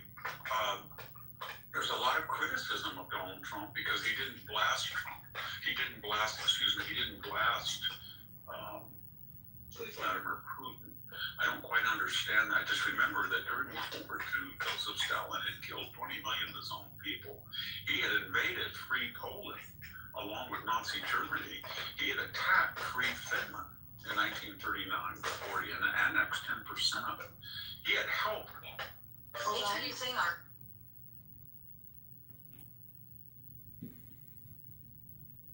Germany from September 1st, 1939 to June 22nd, 1941. He was our enemy. And then suddenly and only when Germany turned on him did he come to us. And we accepted that alliance on the principle that he was useful. And we gave billions of dollars in aid. 30% of the wherewithal of Stalin came from the British Empire, the United States government. So, you know, FDR met with him at Yalta. You can call him Uncle Joe. This is a man who killed 20 million of his own people. 1972, Richard Nixon went to China, and he tried to have a reboot of the strategic global order and play off Russia against China to the self-interest of the United States. But the point was he sat down with the greatest mass murderer in history, Mao Zedong, who was responsible for 70 million people dead. Was Donald Trump not to meet with Putin, or was it when he to meet with him? Was he to employ the vocabulary of Joe Biden? You're a murderer, you're a thug, you're a criminal, as Biden said of him. And we're going to do whatever it takes. Does he have support for that? For an unlimited blank check to Ukraine? No. So he's trying to get along with a killer in a way that past presidents have reached out to mass murderers. The other thing is, very quickly, while there is the contours of a peace settlement, Donald Trump is not responsible for this war. He's the most powerful man in the world. He wants to help Ukraine get a just settlement. He's working with the Europeans. He's beefed up NATO. But remember this. In the last 4 administrations, Putin has invaded Georgia under George Bush. They invaded Crimea and Donbass under Barack Obama. They tried to take Kiev under Joe Biden. They didn't go anywhere under Donald Trump. Donald Trump was not the author of the failed reset. Remember the 2009 Geneva debacle where Hillary Clinton pushed that reset button and we were supposed to be friendly with Russia, and basically what we did is we said, you should be democratic, you gotta be Western, you're gonna have a liberalizing, while they didn't back it up. So they were loud but carried a twig rather than spoke softly with a club. Donald Trump had nothing to do with the Victorian Newland and all of that earlier effort to put Ukraine and NATO and to interfere in the government of Ukraine. He had nothing to do with that. He did his children. He never went over to Ukraine and tried to shake down the Ukrainian government to pour money into a presidential family, and then, as Joe Biden did, went over there and fired the prosecutor on threats, and he used our money to threaten the Ukrainians. He has no history of that. He sent offensive weapons to Ukraine that Biden had embargoed. He was pretty tough on the Russians in a way Biden never was. He said, don't do the Nord Stream 2 pipeline, Germany. Don't do it. We're heading out at night. You must carry the strong Evidence of things. He killed a lot of the Wagner group. He got out of an asymmetrical missile deal. But he had no fingerprints of the Ukrainian war. He didn't say as Joe Biden did when he came into office, our reaction as Americans will be contingent on whether it's a minor invasion. Think of that. That was a green light to Putin, as was his suspension of offensive military arms to Ukraine. So what am I getting at? The summit was about what we could expect. Putin wants to win over America, so then America will back off Ukraine, and so he can get some more mileage westward and further deteriorate or erode or defeat the Ukrainian military.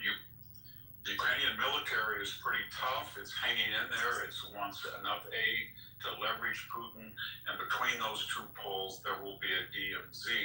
And if there is a peace settlement, it will be the work, whether the left likes it or not, of Donald Trump, the one world leader among the three that has nothing to do with this war. Didn't start on his watch. It wasn't a result of his policies, and it surely was not his responsibility that Vladimir Putin found himself inside Ukraine and threatening to destroy the independence of the Ukrainian people. That was not Donald Trump's doing, but it may well be his doing to stop it.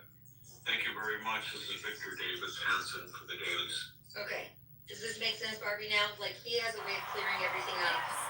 Very simple, very perfect, going through the history. I mean, it always made sense to me what Trump was doing with Russia. I was never under the illusion that Trump had, like, some special liking for Vladimir Putin. I just think Trump is a deal maker, and he wants peace and stability, and he's willing to go the extra mile to do it. When other people are just willing to, I don't know, posture, bloviate? I can't think of like the right word. I think Trump is always willing to make a deal with whoever, and I think that's what separates him, because while he will make a deal with whoever, if they don't come to the table and make a deal, he's going to do what needs to be done. He's going to do the right thing. You know? And he's shown that over, I don't know, pretty much every time push has come to shove, he's followed through on that, in my opinion. Again, it's just my opinion. I'm not surprised. I mean, I don't know if there's going to be a peace deal, I'll be honest. I just don't know if we're putting this genie back in the bottle. I just feel like the way Putin has been acting, I don't know if we're putting this genie back in the bottle. I really don't. I hope there is. I think this is a colossal money pit and just a source of tension, but I don't know. What do you think, Sal? Think there's going to be a deal? Not for a while. Not for a while. Yeah.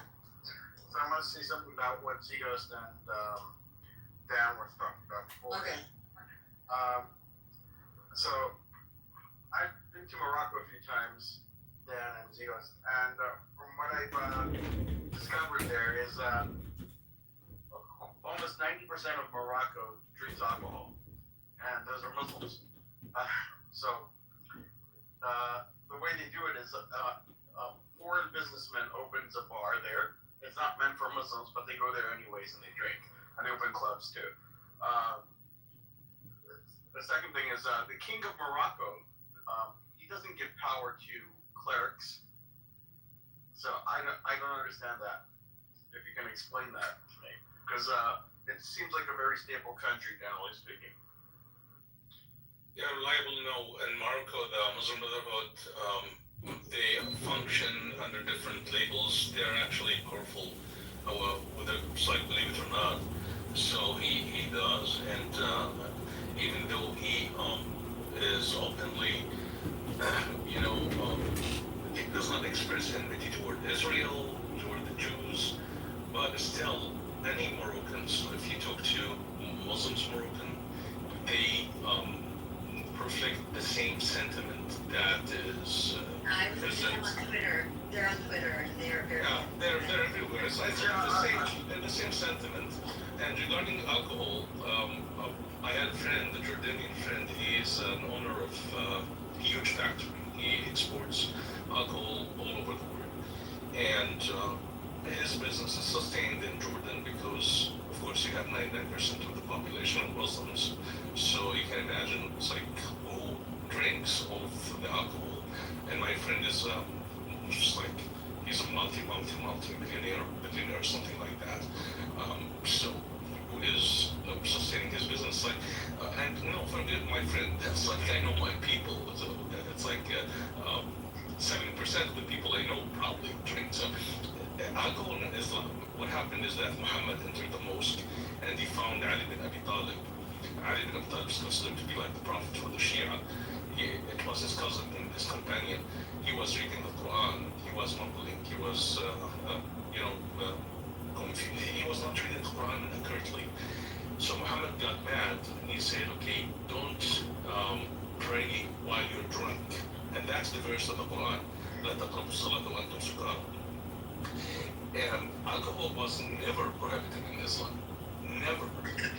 However, it's like different reasons led to strict prohibition by different fatwas. But Muhammad himself used to drink wine imported from the Levant, from Damascus. And this is like... Well, that's why he was talking during FIFA that Qatar last minute banned all alcohol use because they had all these advertisers and all these people coming there, and then they banned it at the last minute, which pissed off all the soccer fans. Listen, alcohol was but originally just listen to this.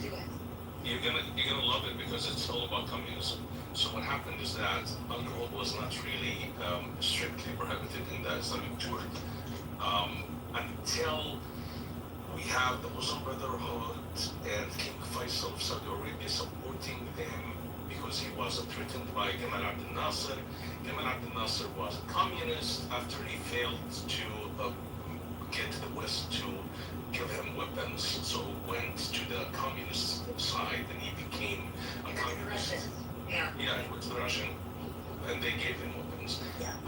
But after he imprisoned the Muslim Brotherhood and the radical Muslims, and he was so popular that he threatened all the monarchies and the presidents in the Arab world because he was kind of Suez Canal and everything, right? Yeah, he was appealing to the Islamic imagination of one state. That is valid, even though he was not a Muslim, but anyway, he was popular. King Faisal was threatened by him, but he could not fight him. But he needed an excuse, he needed a reason in order to fight Jamal Abdel Nasser, and of course it was communism. So he empowered the Islamic movements in the Arab world to weaken Jamal Abdel Nasser. And what happened after the 1967 defeat, when Israel defeated the Arab armies, at the Al-Khartoum summit, Gamal Abdel Nasser, he was defeated, he was in debt, so King Faisal gave him money in front of all the Arab leaders, and by doing that, he asserted his dominance, and Gamal Abdel Nasser used the money to pay the Egyptian debt. However, there was a condition to release all the Islamic radicals from his prisons. And that's how they were empowered. Now to the alcohol point, because the communists, the nationalists in the Arab world, they were heavy drinkers. Okay, anyone who was communist or pan-Arabist in the Arab world, he was really heavy drinker. They were known to be alcoholic. They had alcohol everywhere, wherever they meet. So the Islamic looked at alcohol the same way they looked at pork. Only Christians eat pork.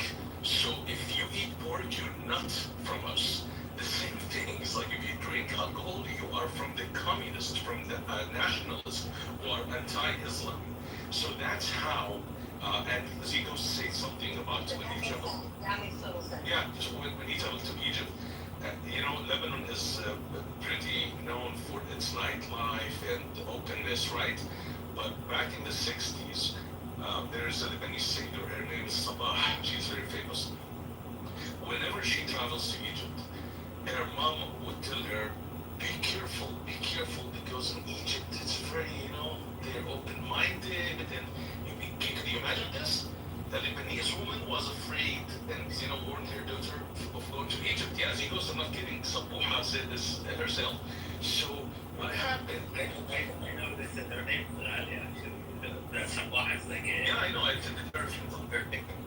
Yeah, it's such a good name. And she married a bunch of Egyptians, and she married Mushti Allah. She did, yeah. So what happened in Egypt is exactly this.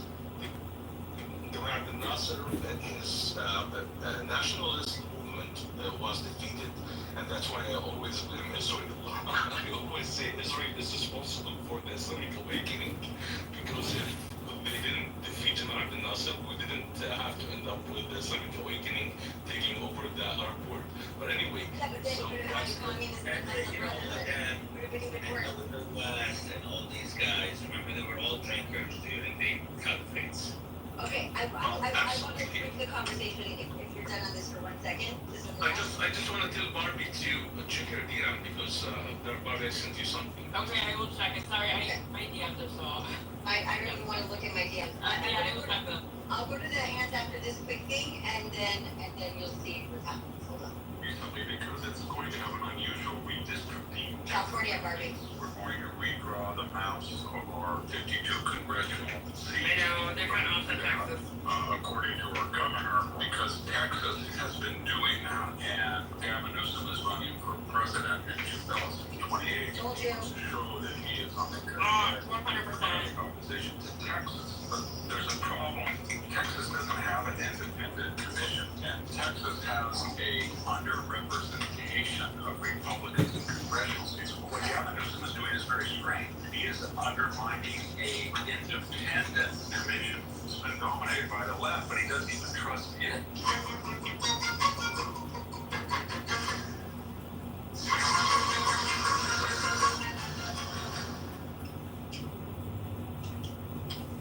Hello, this is Victor Davis Hansen for the Daily Signal. California's been in the news recently because it's going to have an unusual redistricting effort. That means we're going to redraw the maps of our 52 congressional seats, and we're going to do that. Hold on.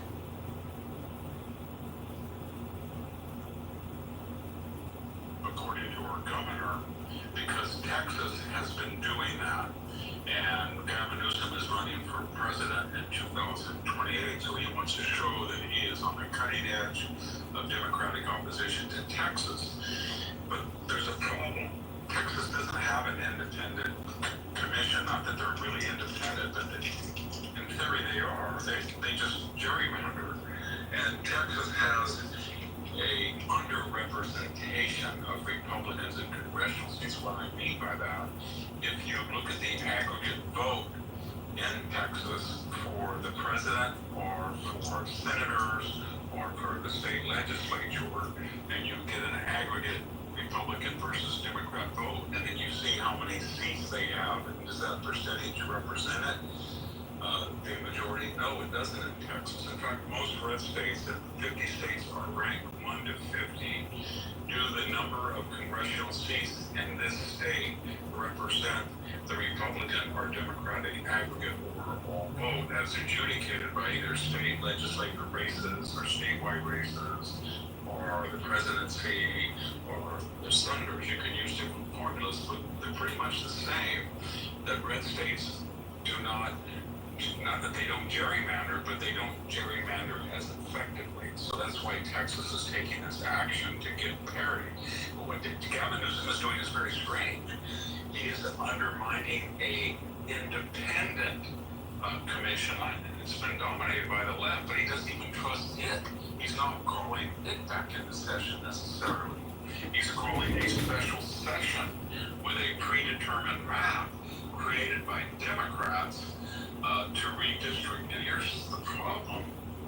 California, like most blue states such as Massachusetts or Illinois or New York, they are already heavily weighted toward Democrats. Here in California, depending on what formula we use, about 38 to 40% of the state typically vote for a Republican ticket, state or federal. And yet, if you look at their 9 congressional seats, it's about 17%. So they're 20 to 22% underrepresented. So what Gavin Newsom is saying, I'm going to spend $250 million and I'm going to rush through the legislature dominated with supermajorities from my party, a bill to turn a proposition over to the people so they will vote to suspend this already gerrymandered plan and hyper one so that we are going to go from 17% of our congressional districts probably down to about 8, and we'll have 8% even though the state votes 38 to 40% Republican. So the problem is he's A, challenging an independent commission that he used to praise. B, he's taking an overrepresented Democratic congressional districts and he's trying to even more overrepresent them. And he's trusting that the people will not mind spending $250 million to have this rushed election before the next year's November, and then they will vote for it. And this will show that he is a fighter and on the cusp. But the national mood is against him because, as I said, most of the red states are underrepresented through gerrymandering, and most of the blue states are overrepresented. What Gavin wants to do is he's targeting Republican Congress women and men, and he thinks that he can read all the districts and put 2 Republicans incumbent in the same district, and then one will either drop out or they'll have to run against each other, and one will win, and they will be diminished by half. He doesn't care about the 40% of his own state that won't have any congressional representation. That's not on his plan. This is all the act of commission. But what is Gavin doing about the state? We've had 12 million people leave the state the last 10 years. 12 million. These were people not on public assistance. These were the entrepreneurial upper middle class. They've gone. We have the highest electric rates in the country, over 35 cents a kilowatt hour. We're the highest except for Hawaii. We have the highest gas prices. And now we have this carbon fuel formula and this new inflation-adjusted gas tax. So we're going to have the highest gas taxes and the highest actual price of gasoline. And together they're going to go up to maybe $6 a gallon. But that's not the end. He has driven out through hyper-regulation and bullying and berating oil refineries. We're going to drive 2 main ones out. We're not going to have very many left if that should happen. Gas is going up to $7 or $8 a gallon. Or is he talking about Pacific Palisades? It essentially hasn't been rebuilt. It's completely in cinders. Why? Because of California regulations, environmental, social equity, DEI, you name it. No zoning going on. A big fight that they want to take this beautiful Pacific Palisades historic neighborhood and have high density, low income areas, etc., etc.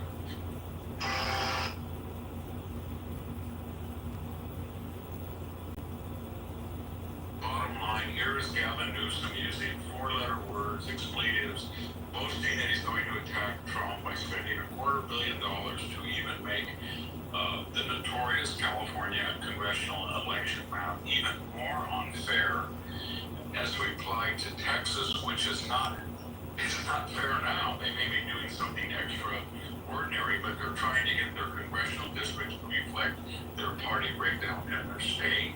And Gavin is doing this where he won't address gas, he won't address address the flight of people. He won't address the highest taxes in the nation, aggregate. He won't address electricity prices. And I just drove about 200 miles home today, and I can tell you that if you get on the California freeways, such as they are, it's taking your life in their own. And they have been unchanged essentially since the 1970s, when the population was not 41 million, but about 17 million. So the population is doubled, and the infrastructure is the same. And Gavin Newsom is doing what? He's doing another performance art, wiggling his head, saying the F word, the S word, trying to dare Trump to stop him, all in performance art for his next presidential run. Final observation.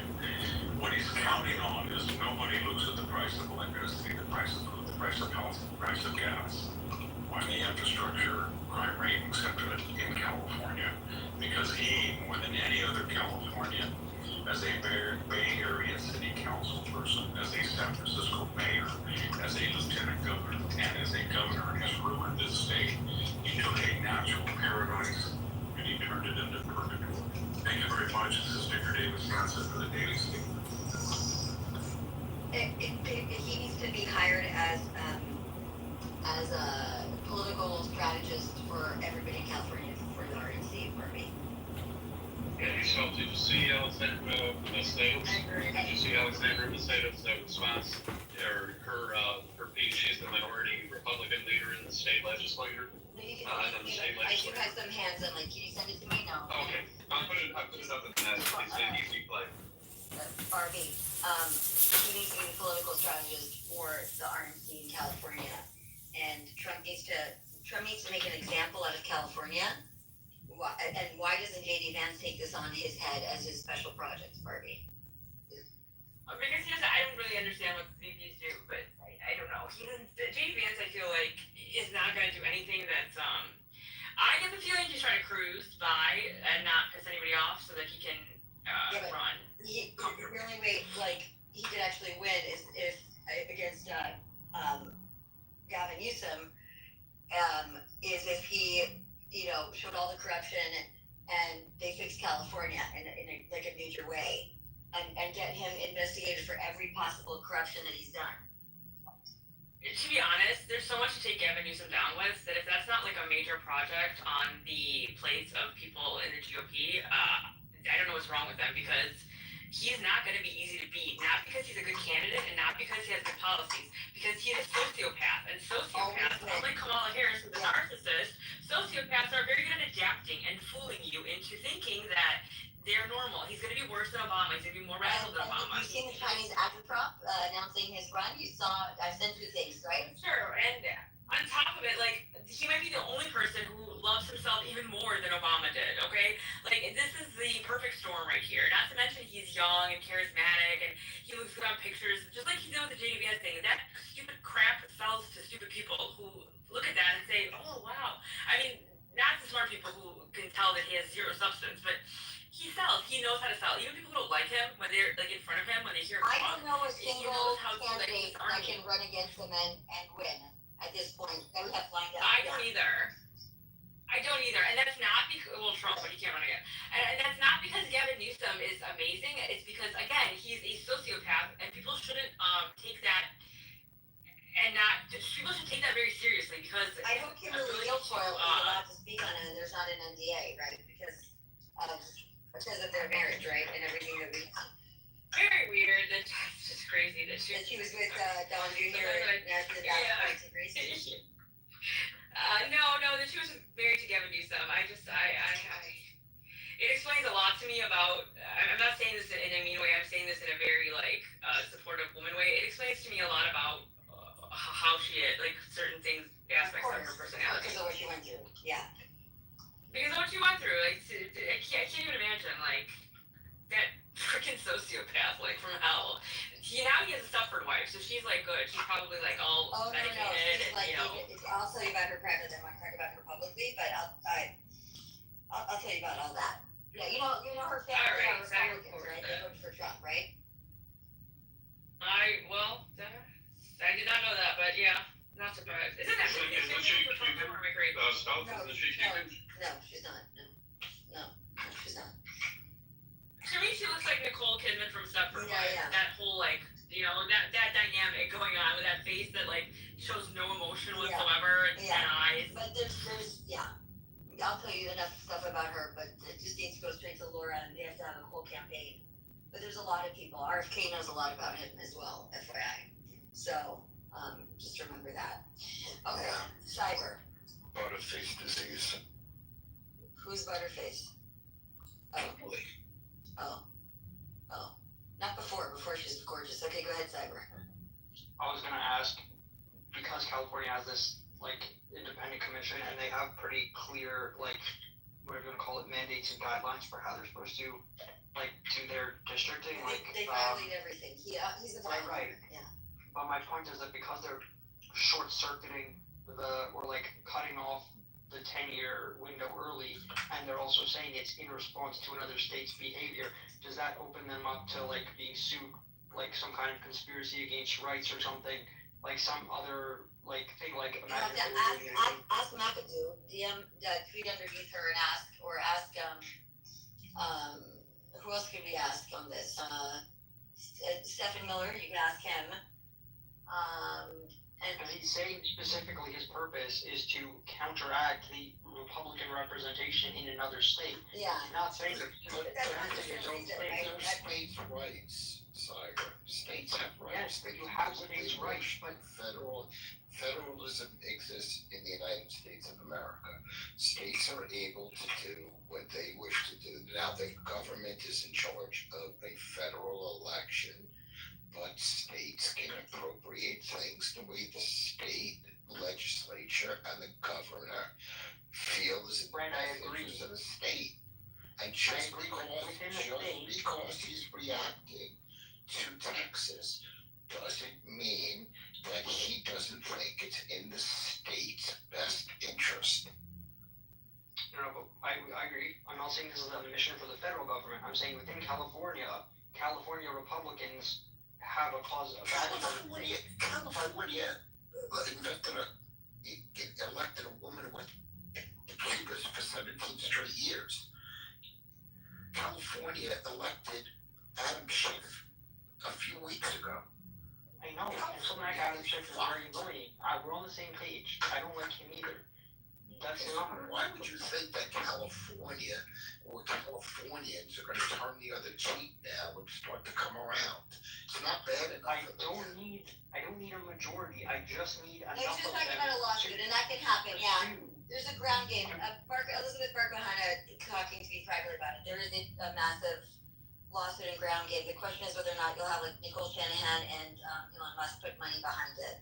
That's what you need, right? And the Silicon Valley guys. If you don't have that, you need their money, and you need like two Silicon Valley guys and maybe Elon Musk, or you need like Sean McGuire and Elon Musk and somebody else. But you need a legal team. So I think Heartbeat's looking into this now, but there is going to be a lawsuit, Fred, about this and what they're doing. So I thought that there were restrictions placed on states' ability to draw maps because of racism and issues like that. So the federal government did have oversight in the southern states. I know California wasn't a slave state because it didn't exist during the Civil War.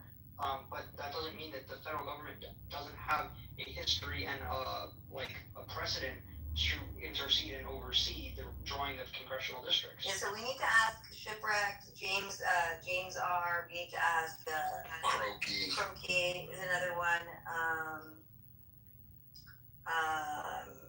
Who else would know? I'm trying to think. Who's a constitutional lawyer that we can ask? Just right, McAdoo. Jonathan Turley would be good. Yeah. So has anybody responded to this? Go search Well, spell the statute that they use in the southern states is the Civil Rights Act of 1965, Section 2.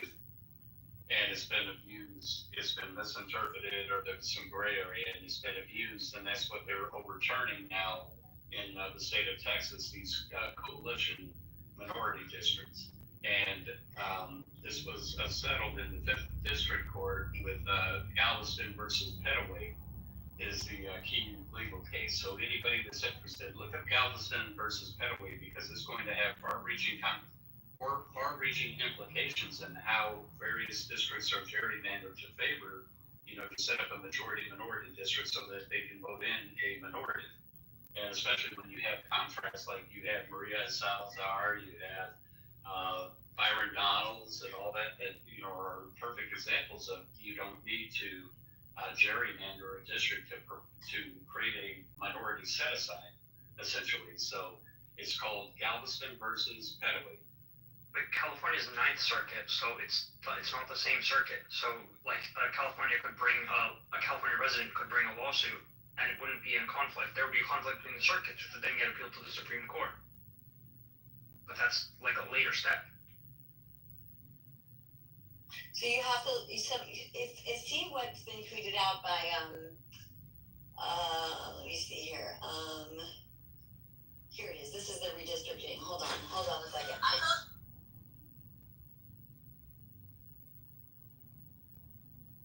Okay, so Democrats released proposed new California congressional map. And while this is going on because Newsom said, he's going to finish him. That's Newsom's claim. He's going to finish him. So Newsom released California redistrict plans revealed in a leaked map. Rob, I don't know if you have that or not. If you want to pull that up, I'll read the story. So, and then Schwarzenegger has to say something. So here we go. Democrats, led by the Democratic Congressional Campaign Committee, submitted a proposed California congressional map to Capitol Republican-led redistricting in Texas. Earlier today, the DCCC submitted a proposed congressional map to the Legislative Public Portal with collaborative input from stakeholders and legislators. We anticipate this proposal will have widespread support both among California office holders and various stakeholders across the state. The map targets 5 Republican incumbents, which is Kevin Kiley, Doug Malfa, Darrell Issa, which we showed this last week, Tim Calvert, and David Vallado to create 5 blue-leaning districts aiming to neutralize Texas' plan to gain the 5 GOP seats. Gavin Newsom pushing for a November special election said, they do 5 seats, we can do 5 seats. Framing it as a response to President Trump's Texas strategy. Rob, go ahead. Is this a clip or an image that you're Sorry, this is the map that was leaked over the course of every district. Got it. And can you show what it looked like before? Yeah. Is there a way to put them right next to each other to just kind of see what areas they're focused in? Tom, while this is happening, Tom, is that the one? Are you able to put those two together? Is that it? So if you watch close, this is massive. Yeah, you have to look up by Reno. Wow, you see Reno, where the Nevada bends up there? Take a look at what just happened. So that's the real redistricting taking place. Yep. Yeah, they literally are taking a pencil and going through it. There it is. There's what I'm talking about. It's that salamander pad you were showing us, that gerrymander Vegas.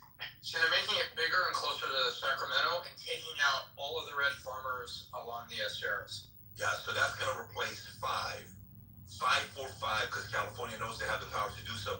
While they're doing this, a former, somewhat rhino Republican governor named Arnold comes out and is mobilizing to oppose Newsom's push to temporarily scrap the state's nonpartisan redistricting commission, stating in a social media post, I'm getting ready for the gerrymandering battle while wearing the t-shirt saying terminate gerrymandering. Schwarzenegger, who championed the commission's creation through constitutional amendment in 2008 and 2010, opposes both Newsom's plan and similar Republican-led efforts in Texas, with his spokesperson, Daniel Ketchel, telling Politico he calls gerrymandering evil, and he means that. He thinks it's truly evil for politicians to take power from people. He's opposed to what Texas is doing, and he's opposed to the idea that California would race to the bottom to do the same thing. The commission popular among California for public opinion polling was designed to remove political manipulation from redistricting, but this is going to be taking place. Tom, your thoughts on this? Once upon a time in 2008, 2010, the Terminator was there,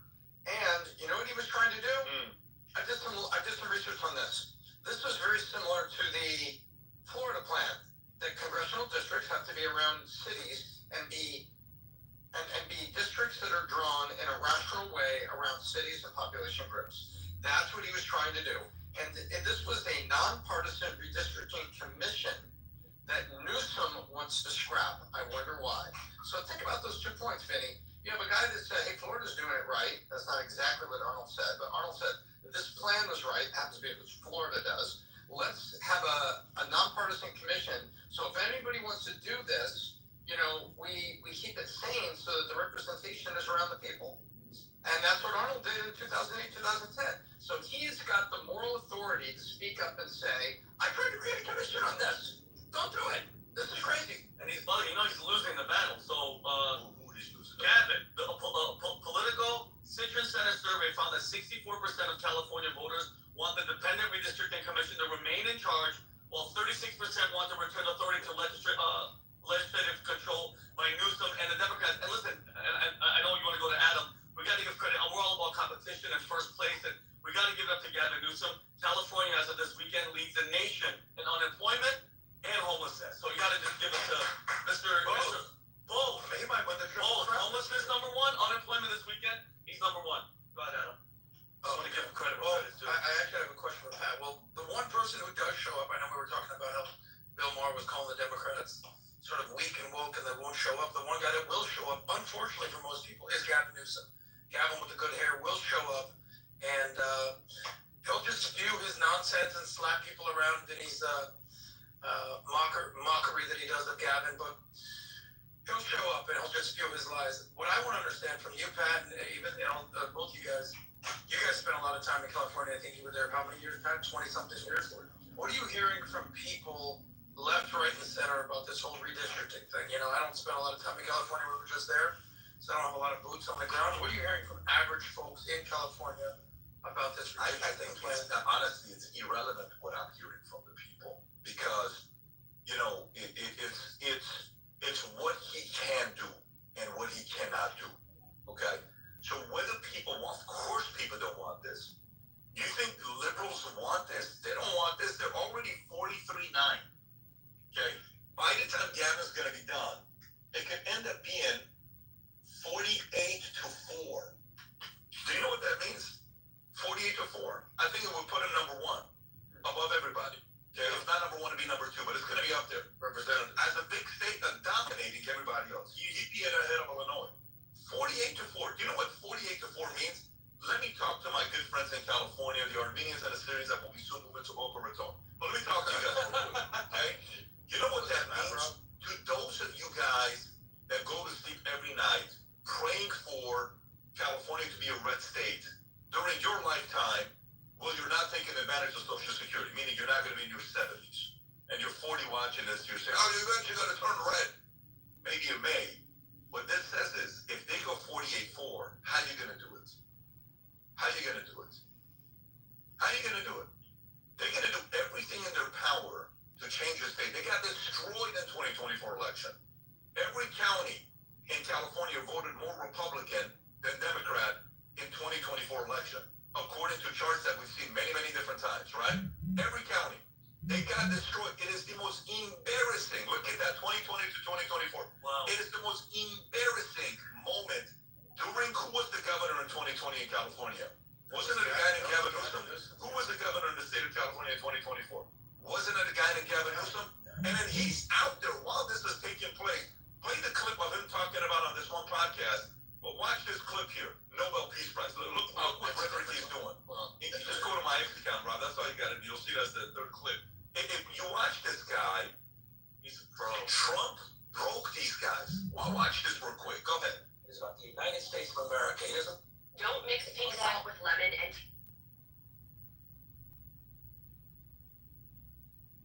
He believes in the red states. He's going after. He's a war. He's a wartime president. He's the head of a war party. War on women. War on both rights. War on Hispanics. This doesn't work anymore on this state. War on institution. I want war in history. But this is serious. This guy's trying to get a Nobel Peace Prize. This is serious. That's what he's going to try to say to Harlan in Alaska. Yeah. He's a big guy trying to find peace, really. When he's bringing war to the American people, he put military in the streets, not at Baghdad. He didn't send the military in his first administration anywhere in the world. He sent the United States Marines into the United States of America in one of the bluest cities in this country, in Los Angeles, one of the great cities, American cities. If you just freaking keep the grind down, let's do that. But keep this in mind while he's doing this. Rob, can you go to the... Some of me run Gavin Newsom as Palestinian. That's what I'm going to put in. I said the following. I said they go up a little bit if you could. There you go. Fear porn, right there, Rob. Just right there, zoom in a little bit. Fear porn no longer works. It makes what may work in California, but not nationally. Trump broke the party. You even tried to move to the Senate, but your party has a leash on you. Unfortunately, they seem to own you. Good luck. So this approach, you know how people say, well, he's going to be running for 2020 and all this other stuff. This is not going to work in America in 2028. No, it's just not. Because you're in this space. If I, who knows more about basketball than this guy, if I watch stats, if I'm in the game of giving feedback on sports and games and trades and all this stuff, and I don't follow the most important stats that are out there, if I don't follow it, what else am I following? Newsom, your world, the stat is polls. And polls from CNN, not Fox polls. CNN polls disagree with you. How many lies did you just make right there? Okay? When you go to National Guard, Tim Walz pulled National Guard on George Floyd during COVID, going around with, pellet, what was it? Paintballs, shooting up people that were coming out. Your guy did that, Tim Walz. Okay? You guys did that. Fear porn on war and the different claims that you're making, it's not going to work. So these guys, this is going to work. California 48-4. To all the Californians that are watching, that's your governor. And I'm getting a bunch of messages. This person's going to run. That person's going to run. This person's going to run. That person's going to run. This is your last shot, California. Whatever you do, you best be involved in this next election. You all best go knocking on doors for your candidate that may be flipping the state. You best go out there and get to work. You best do your part, because if you don't, this becomes 48-4. Guess what? Nevada is an option. You got Texas is an option, and Boca Raton for the Armenians and the Syrians is an option. You'll see how many Armenians. Every week I see so many people that come and say, Pat, I moved you. I watched your video. Hey, Pat, I moved you. I watched you. Hey, man, I just want to let you know. No, I didn't move you because of your video, but I didn't support that. Hey, man. Awesome. Our cigar lounge boardroom. Shout out to the boardroom cigar lounge. Sick. The new platinum lounge is insane. Our members, like immediately, our membership was the rock. Can you go to the boardroom cigar lounge? You know how many people are in there that are just business people that want to be free? Who are what? Who are people that are, Rob, just go to the page, homepage, where you were at. Yeah. You know how many people that are just coming there, they're like, I just got out of California. I left this. I left the Blues. I left New York. I left for traveling and commuting. There's their bag I keep up. So, Barbie, I'm concerned. I still think he could win presidency, regardless of his history, because that's sociopaths are able to win, and he will have the full force of every single. They've been planning this for a while. So, and they have, it doesn't matter whatever opposition research they have on him, like in other words, to fix him up, to make him look good, or even make him look bad. He has to be disqualified from even running from investigation for corruption. So he can't even put his name on the ballot. That's where we're at. That should have been done and been working since, last year from the whole RFK crew and Shanahan and Elon Musk. And they're not. It's radio silence. Do you see any of them going after him? No, they're not. So that's what I don't understand. So maybe they want him as president. Maybe he's going to be different as president because they'll have more control and won't be the DSA. But the DSA has whatever compromise they need on him. So I don't know what the plan is, but it's no bueno, guys. So yeah, it's really no bueno. Are you laughing, Cyber? That's no bueno. No, I think you said maybe he'll be different as president because the DSA won't be able to pull him left. I'm like, no, that's not what difference. We'll see it. No. Yeah. Okay. So that's it. I'm telling you, there's whoever they think is going to run. It's about the amount of money. He'll have what, $93 billion probably from Samantha Powers' war chest from the DOE. They'll use to run him, Barbie, and he will win. He will win. I've been warning everybody. I've recorded spaces. I have tweets. 3 years. If you've known me, I've talked about it incessantly. Who's going to do it? What's going on? What's the plan? It became the climate czar when the Chinese came I mean, they will run up a campaign. They're doing it now, and calling him a Chad and all that. You know what I'm talking about. So they're running a whole op, and nobody cares. So. I don't know. I've heard rumors that he might be more of a white nationalist than J.D. Vance. Yeah, I saw that one too. I know. It's very. He married an Indian woman. At least, Gavin is keeping the white race pure. So I just think we need proof that he's not a white nationalist for me to vote for him. I just need to know, because he could be a stealth white nationalist. I don't mean like me. That's sneaky. right. That's why they call me a white nationalist. No. I mean, he could just be sneaking it in. There were white nationalists that were communists. It's known to happen. Right. I could be a closet white nationalist. Right. Exactly, so I'm like a closeted white nationalist, just like he's a closeted homosexual. It could be both, right? He could be in two closets at once. Schrodinger's governor. Show me the amount of closets. He has one testicle in each closet. He has a big house. There's a lot of closets. What are you talking about? He already did surgery. He doesn't have those anymore. No. You guys, you don't understand the behemoth that we're dealing with. Like this is like literally. Like, look what they did to Robert Kennedy Jr.'s, father with Sirhan. They have to have a Palestinian kill him, just a Christian Palestinian allegedly, to kill him just to get him off the ballot. So just prepare yourselves for what's coming. Stealth, I'm just waiting for the Texas governor or somebody to get a hold of this, since he's comparing himself to Texas. To look at the electric rate. It's like about 10 cents a kilowatt hour in Texas versus 30. The gas I just filled up yesterday at $2.59 a gallon. We've got right to work state. We have no state income tax. We have no local taxes. No local income tax.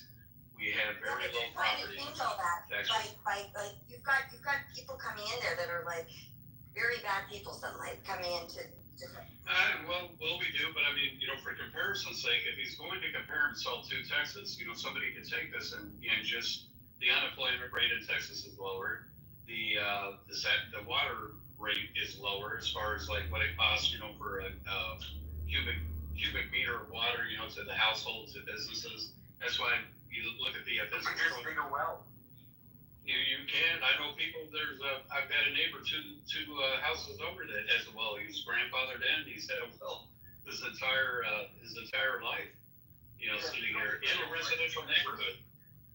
We have chickens. We have cattle. We have fun. It's not fun to be a Californian right now. So somebody needs to take that and just like show the contrast between California. Show him Hollywood. It's all at the side. And then show Texas where it's reality, where Governor or Ken Paxton or whatever is going around on a ranch stepping in cow dung, and breaking up, clearing out brush and stuff. Whereas Gavin Newsom, we don't have natural disasters like that. Our flooding that we had, was horrific.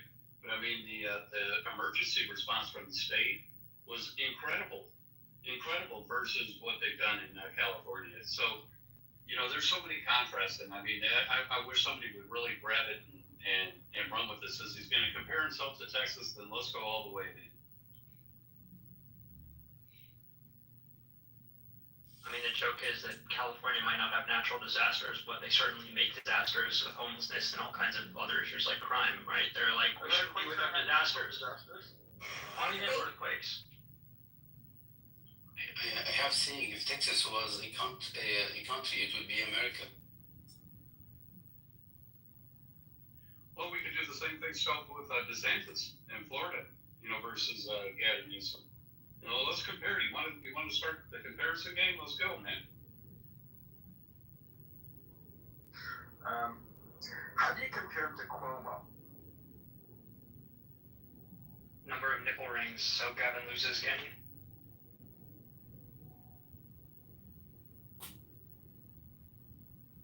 Oh gosh. Okay, so like in Texas, you don't get to own mineral rights there. What do you mean we don't get our own mineral rights? No, unless you're grandfathered in, the state owns the mineral rights. You can't. No, that's not true. I mean, if you're landman, you hire a landman. Like I live in a city whereby they did. I'm not sure if you can hear me, but they're saying that James R had a stroke. Have you guys been in other spaces and heard what's going on with James R? please update us. No, I'm asking, I only saw Jennifer Lawrence tweet it out. Which subjects, Sel? James R. had a stroke. I was just trying to see if people that go to the punch bowl and stuff, or anybody knows, there's, people are tweeting it. I don't know if there's a space or what's going on, but. That's terrible, terrible. I'm going to Cat Lindley to come in. Don't know Spell, but hey, Spell, since I had the task of taking a look at that, how these individuals are getting medical visas, I went and researched that further. So it is through the consulate, through the consulates that we have throughout the world. So if these individuals all got sent to Qatar, then the officers in that consulate are the ones that review the applications and approve them. So it would be the U.S. Embassy in Qatar that would have received the applications from the Palestinian medical visa request and reviewed them, and those officers would have approved them. And so you look at the consular staff, and then you look at who the officers are that have approval authority, and you can pinpoint exactly where the atrocity took place, right?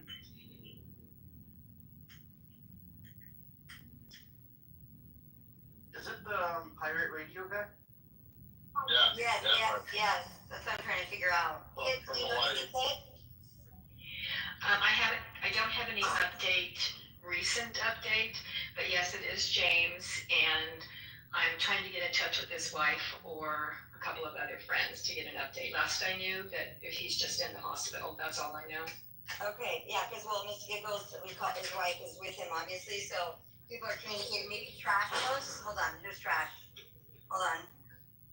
Hey Trash, do you have an update? Hold on, everybody shush. I just want to speak to Trash. Trash, do you know what's going on with James? Yeah, so he's out of surgery. He's in ICU. He's in stable condition. He's cognitive, and it's going to be a few days. And it looks like to me, based on that feedback so quickly, outside of 2 hours of notification, that he's going to be okay. And listen, shout out to James. You know that Walter and I have our nightly spaces, and we're addressing this, and I stayed on top of it. He's out of surgery. He's in ICU. It's going to be a few days, but he's cognitive, which tells me that he's going to be okay. Okay, thank God. I'll reach out to his wife and to a couple others, but I'm obviously worried about him, and we love him, and gosh, I've done so much spaces with him, so. It's been a wild ride, but he's Has it? I mean, yeah, it's been, not with him. I'm saying in general, like all of us, it's been a wild ride for several years, and so we definitely want to take care of our own. Yeah. But no, he's got a kid. He's got Giggles. He's got his family. He's moved back mainland. He's going to be okay. Yeah, he was just on a very long drive helping out a friend move, and it was like hours and hours and hours and hours in the vehicle. And I thought to myself, if he had a stroke, easily can have a clot if you're driving for that many hours and not getting up and walking and everything. So you guys remember last week he was in here and he's like, oh yeah, I'm helping out a friend. I'm driving like 20 hours, and I was like, you better get some rest. You remember as he goes? He's always helping out a friend. This is why a lot of people in the background that they're not public that I've reached out to, that he's helped personally. They're part of my team. I don't mean that people I direct. I'm saying that I'm part of a team of people that have been doing things for a very long time, and all of them in connection. And it seems to me he's going to be okay. Okay, thank God. Thank God. Was there any requests from the family? Do they need anything or anything that they've made publicly requesting or anything? I think Mark Naughton set up a give, send, go, or here. I'll go to the page. Okay, thank you. If people do want to help out financially, I'm sure he could use it. But I believe he has a. Let's see here. Give me 1 second. Yeah. He's got James's PayPal link active here. I'll repost it. If you guys go to my page. Yeah, thank you. Yeah, if you guys could go to my page, I just reposted it. You can get direct access to it. Mark Naughton just listed it. A couple hours ago, but it's out there.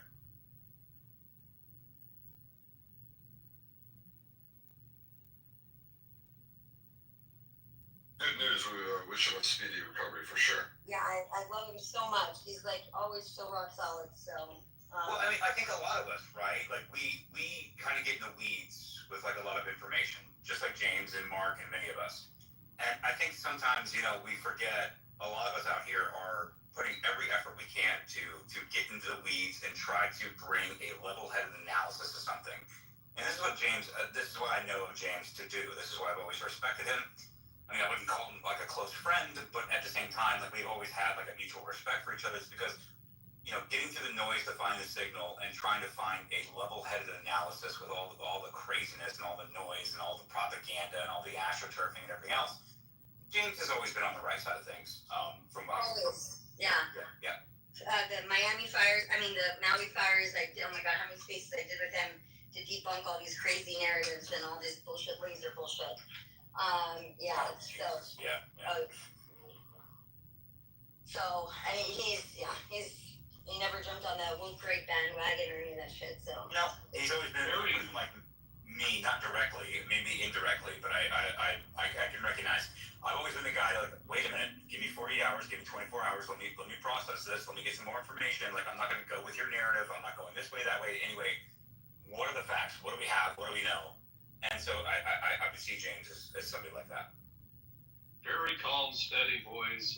Doesn't get excited. I mean, he's a very, he always seems to be in control. It's I don't know how to describe himself. He's just very common sense and very calm, steady voice. He just has that soothing voice that that you're talking to somebody that is genuine. Or listening to somebody that is very, very genuine. Yeah, as we move into the era of craving authenticity, people like that, many of us out here, you're going to need to be in that era of authenticity, and I'm here for it. We can break through a lot of narratives that way. Hey, off topic, but did you see? I just DM'd it to you. So, did you see the video of Stephen Miller, Deputy White House Chief of Staff, promising that if sanctuary city mayors, I don't know if he said mayors specifically, but officials in municipalities or sanctuary cities don't cooperate by such and such deadlines in September at some point, that he promised arrests, like actual criminal arrests. Did you see that? No, when did that come out? Today, I just DM'd it to you. Maybe you want to play it, but it's only a minute 20, short clip. I'm not able to play things. I'm in transit. If you have I've got it. I've got it saved. I have everything. Yeah, it's pretty strong. I don't know if you're. Is it okay if Pat plays it for the audience? Yeah, of course. Go ahead. Yeah, just give me a second. I just gotta pull it up, but it's all here. I have it.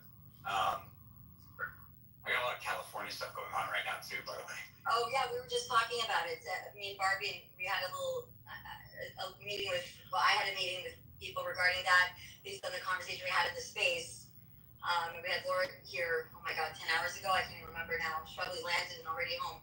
About the op that was threatening against her. So the recording on the space is amazing, and I'm supposed to send it to her, and I'm still having an open space. So after you go, I'll No, I gotta find it. Give me a second. I gotta find it. I got clips everywhere. Give me a second. May I say something just while you're looking for it? Yeah, go ahead. Yeah, thank you. So for our subject, trying to counter the Muslim Brotherhood ideology and influence at our policies, I think we're trying to build alliance every day, and here we're trying to have constructive talk to help with that. I just want to say something important because, and I hope Zigos doesn't interrupt me and understand where I'm coming from. I understand he has bad experience with the previous regime. Also, my family, one of my family resulted in amputating his leg from that regime. Two of my immediate family were politically arrested. So we all suffered, but that doesn't mean it was an Alawite regime, because the Alawites themselves suffered massively from it.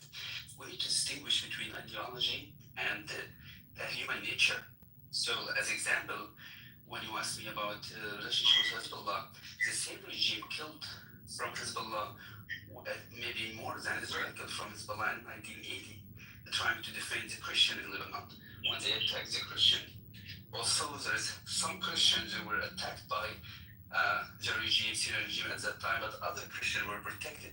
As example, when we were in Washington defending the minorities in Syria back in March, and one of my friends, Christian friends from Allentown, where most of Syrian Christians there, was with me. He himself told the congressmen and the senators, Christian, Janine, let's take this up tomorrow because I'll have some people in here for you to speak with.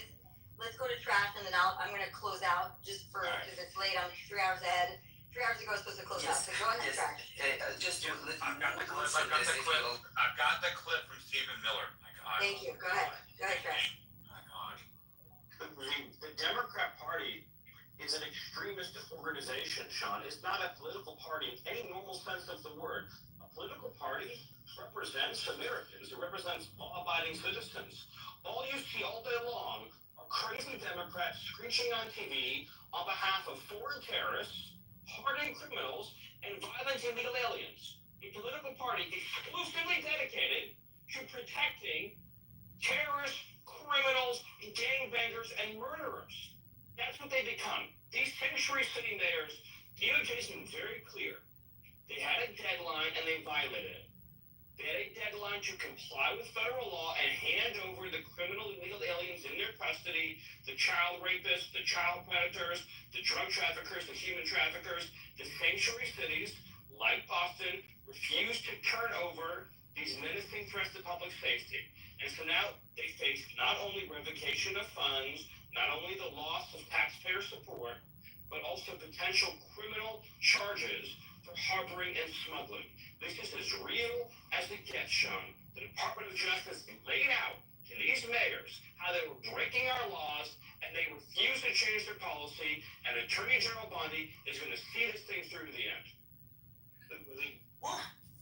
That's strong. That's strong. That's strong. Boston is controlled by the Chinese, right? California controlled by the Chinese. So all these organizations and the funding, he's absolutely right. It's under 10%. Can he actually start to arrest the mayors, like Mayor Bass, or what? How far can he take it? It's tricky. Sorry, go ahead, Russ. Go ahead, Jeff. Yeah, I was going to say it is tricky because I am a states' rights person. Then you have cities inside these states, and so they can dictate some of their policy. If we set a precedent that federal law enforcement will supersede everything all the time, this would be general argument against the FBI for years and years. It's not something that I want to necessarily participate in, but if you're going to have Brianna Wu go out in Boston and bring out a mariachi band where some woman screeches into the microphone, and then you're going to come out and you're going to basically say we will not participate, we're not going to do this. Yeah, well, if you actually are interceding yourself into federal law enforcement, who have a directive, who have the mandate, who have the executive order, and do have the support of Congress, by the way, you're not going to win that fight. And so you don't get to go out and say oh no, we're going to screech and yell and get all the boomer women with fanny packs with short, white hair, and they're going to come out here and with their signs and say stupid shit.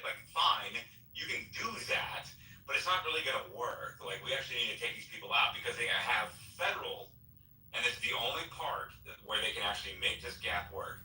They have federal proceedings that they were already part of an immigration system federally, and it doesn't really matter what community they're in because they still have federal charges by entering into a country illegally. So I think there's going to be federal jurisdiction here.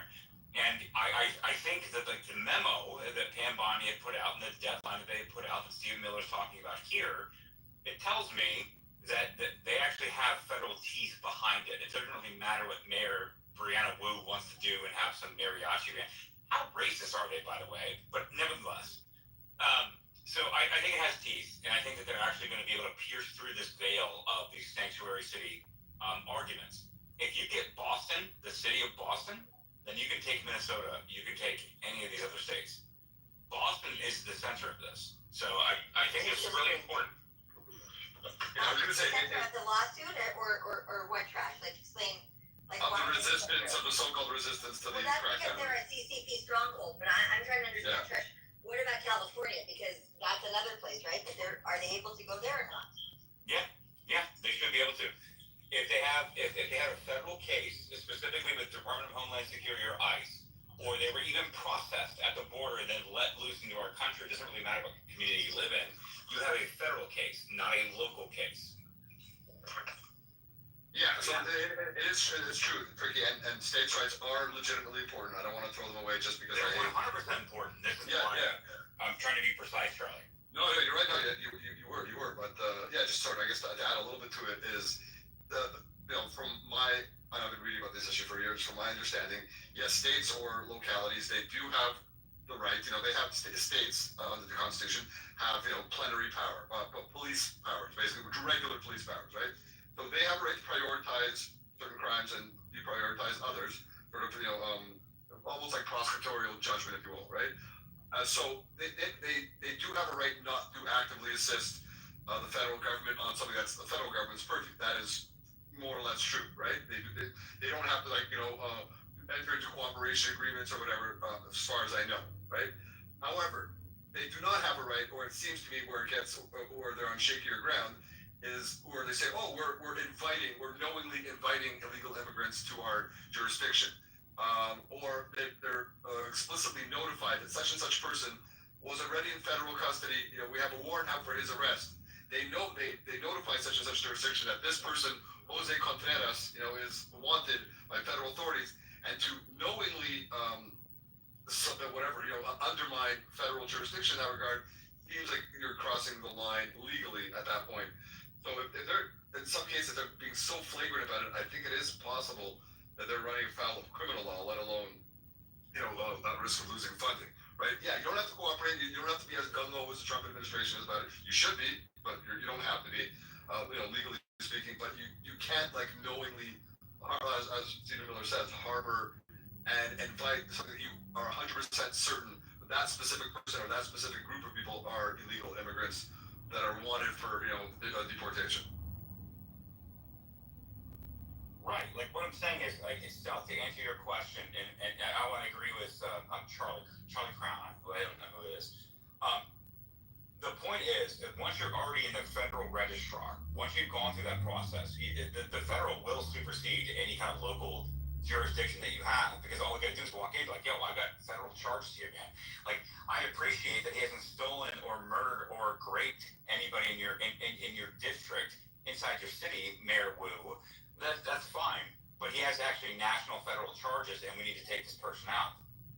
And if they stand in the way of that, I believe, and I would agree, is that they actually should face consequences. And this is what Stephen Miller's actually talking about here. I think that's the jinx of the conversation, whatever word you want to use. I think it's the center focus of what we're actually talking about here. And I'm not suggesting that the federal government should be able to override states' rights. Matter of fact, I'm actually lobbying against it, and I will fight against it tooth and nail. However, you've entered the country illegally. It has become a federal matter. You have a federal case, and federal agents are coming in to go. And so, I would never assume that a local municipality, let alone a state government law enforcement agency, would ever supersede already charges that entered in their community. And that is the argument that I believe is Stephen Miller's making here. And I think that the DOJ understands this, and this is why they went so hard with Pam Bondi's memo a couple days ago. And again, it's a weird place to be as a small libertarian, MAGA, America First, states' rights, federalist type person. But I mean, you can't argue with it. And so I don't know what to do with it, but that's my analysis on it. It's important for all the levels. I believe in the constitutional kind of and what's called separation of powers, right? But that also means the federal government gets their bailiwick, and one of their clear bailiwicks is immigration, right? For good or for bad, Right. That's an international. Exactly. So dealing with international affairs and borders, right? And we saw it in the reverse during the Biden administration, Texas, I think, or whatever. We're like, hey, we want to, do such and such, and the federal courts ruled against them, even though, on policy, they were clearly right. But they said, sorry, Biden administration has, or whatever the federal government has, this is their thing, right? And they have a right to do it. And listen, we saw the most extreme example in terms of arresting officials. Remember when they arrested the state judge? I think it was Wisconsin, the chunky judge there, who actively assisted a criminal getting out of her courtroom. While ICE showed up to the courtroom to arrest the guy, she ushered him out the back door, and they arrested her, and they're prosecuting her, and they have her dead to rights. You know, obviously that's sort of the other end of the extreme, but the federal government needs to be able to do what it needs to do in its limited government capacity, and the states have to do what they have to do, but you can't, thwart proper jurisdiction of the federal government by knowingly, you could say, we know something might happen, but you say this person is an illegal immigrant. We have a warrant for his arrest. He has final deportation orders. We know he's in your jail. We're telling you he's in your jail, and you're letting him go anyway. Charlie, can I read the law on this? Because the law seems shockingly clear, and it frustrates me when we get into this. Oh well, Democrats just don't follow the law, so I guess that's not a law. Okay, 18 U.S. Code 3182, fugitives from state or territory to state, district, or territory. Whenever the executive authority of any state or territory demands any person as a fugitive from justice of the executive authority of any state, district, or territory to which such a person has fled, and produces a copy of an indictment found or an affidavit made before a magistrate of any state or territory charging the person demanded with having committed treason, felony, or other crime certified as authentic by the governor or chief magistrate of the state or territory from whence the person so charged has fled, the executive authority of the state, district, or territory to which such person has fled shall cause him to be arrested and secured and notify the executive authority making such demand or agent of such authority appointed to receive the fugitive, and shall cause the fugitive to be delivered to such agent when he shall appear. If no such agent appears within 30 days from the time of the arrest, the prisoner shall be discharged. If any legitimate agent of justice goes and says this person is wanted on this crime, hold them. They have to hold them for 30 days. I don't understand how this What you're talking about, cyber, requires a warrant being issued to the magistrate. It's very time-consuming and extremely expensive to do that for hundreds, if not hundreds of thousands of illegal immigrants. It requires an enormous amount of manpower. So I'm talking about people in custody. I'm talking about detainer requests. They're saying to somebody who's already in prison, you have them in custody already for another reason, hold them. I don't understand how they get to say, oh no, it's clear, 30 days. We have 30 days to show up. But they don't. You just answered your own question. If they provide the magistrate the paperwork required, they have no choice but to hold him. The reality is that's not what ICE is asking for. ICE is asking for them to be able to get these people without doing that, because it's safer than releasing them, putting them on the street, making them go chase them, or knock down a door because the state didn't get the appropriate paperwork. And that's where the Democratic mayors and governors and representatives have been very careful to enunciate. We will work with you, but you must provide us with the magistrate's paperwork. If you don't, we're not going to work with you, period. And they've been crystal clear on this very point that you just read to us accurately. So that's what we're talking about here. They're making the United States government go through each and every step that the law requires to remove these people.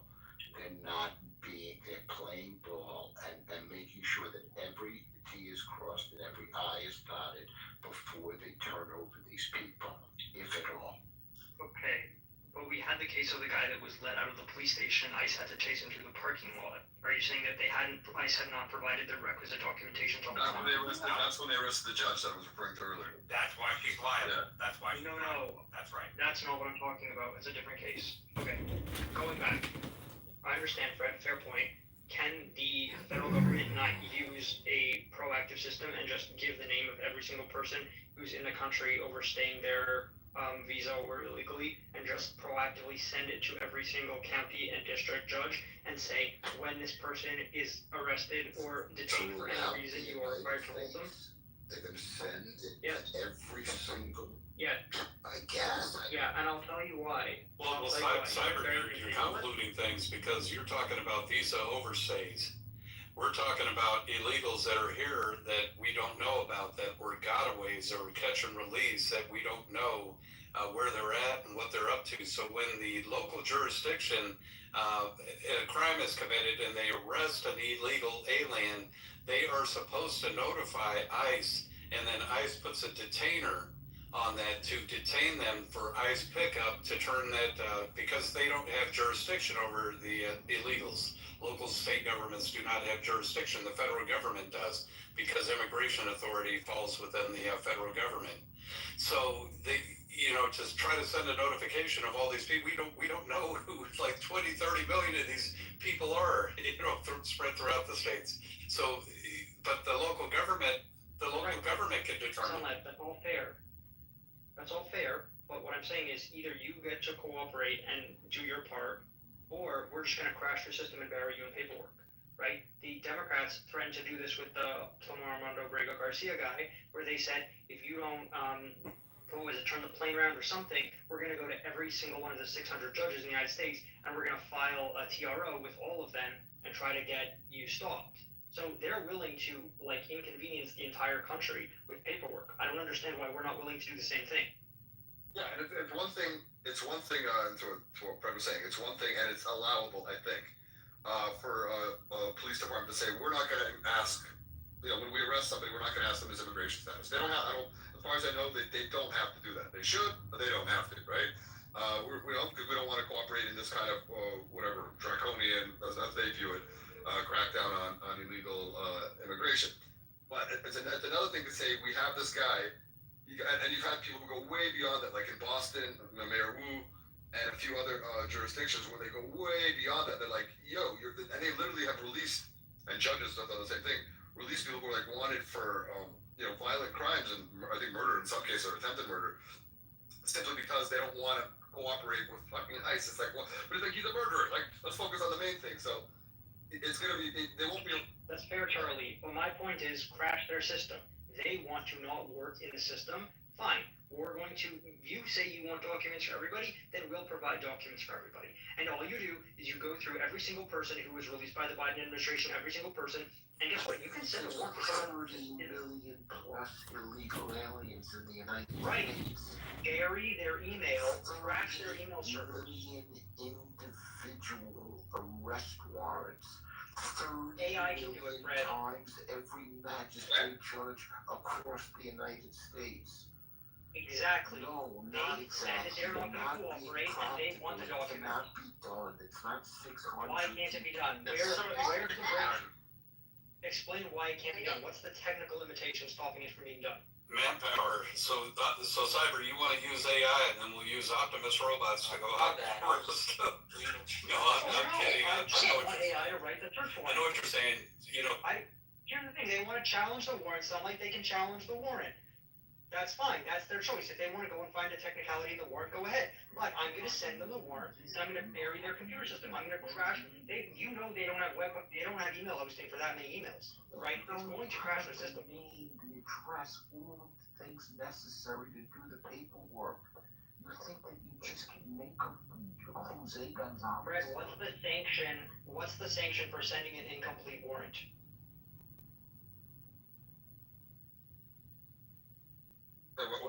What's the penalty for sending a warrant that's not like complete or perfect? You mean that law enforcement has never provided a warrant that wasn't up to standard? Well, they can ignore it, I guess. They can find a reason to ignore it. If they say, "Oh, sorry, you didn't fill out such and such column or check such and such box." Correct. You're correct, Charlie. They can ignore it, and that's fine. But it's still going to crash their system. They're still going to be completely unable to do. Well, I think the better way is like what they did with highway funds, when they changed the banking law to 21 across all the states, and they withheld highway fund money from the states that were non-compliant until they finally That gets challenged by the court. I'm doing something that can't be challenged by the court because it's already. Well, detainers, so they'll just ignore the warrants, and then if they ignore the warrants, then what do you do? Are we gonna send in, you know, like Emperor Palpatine and stormtroopers? No, Yeah. Sunlight, you don't understand. I'm making their local law enforcement completely ineffective. I don't care if they comply or don't comply. I'm saying you've chosen not to comply with a voluntary system that's simple, where everyone does less work. So now you're going to do the maximum law enforcement are the people that protect you and I. Their local Right, they don't law protect you and I can tell you, I'm only ever harassed by local police. Their law enforcement is our law enforcement. You want to cut off your nose to spite your face. You want to make sure that they can't do anything because they're. No, I want local law enforcement. I want local chiefs of police and local sheriffs to say, I'm going to comply with the law. They want to. You know, unfortunately, they're being directed by the bureaucrats not to. Believe me, these look at the local law enforcement. Look at the MPD. They are ecstatic that they actually get to do their jobs in Washington D.C. They're ecstatic. I mean, they are running toward gunfire and everything again. It's phenomenal. If we unleash the, you don't want to piss off millions and millions of citizens because local law enforcement is bogged down with bureaucratic crap and they can't do the things. No, that's exactly what I want.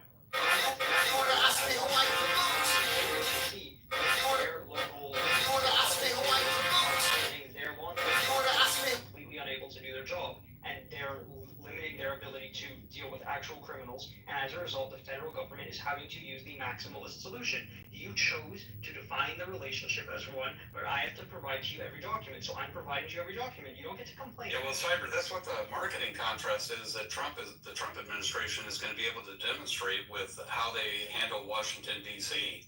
And so then they're going to say that, there is a template for doing this. One, you get rid of cashless bail, get rid of these prosecutors that, aren't prosecuting, boom, boom, boom. And they have levers to use from the federal government where it doesn't create a constitutional crisis, so. Whoa. I'm not suggesting anything that's a constitutional crisis. Providing them all the documentation is not a constitutional crisis. I agree with you.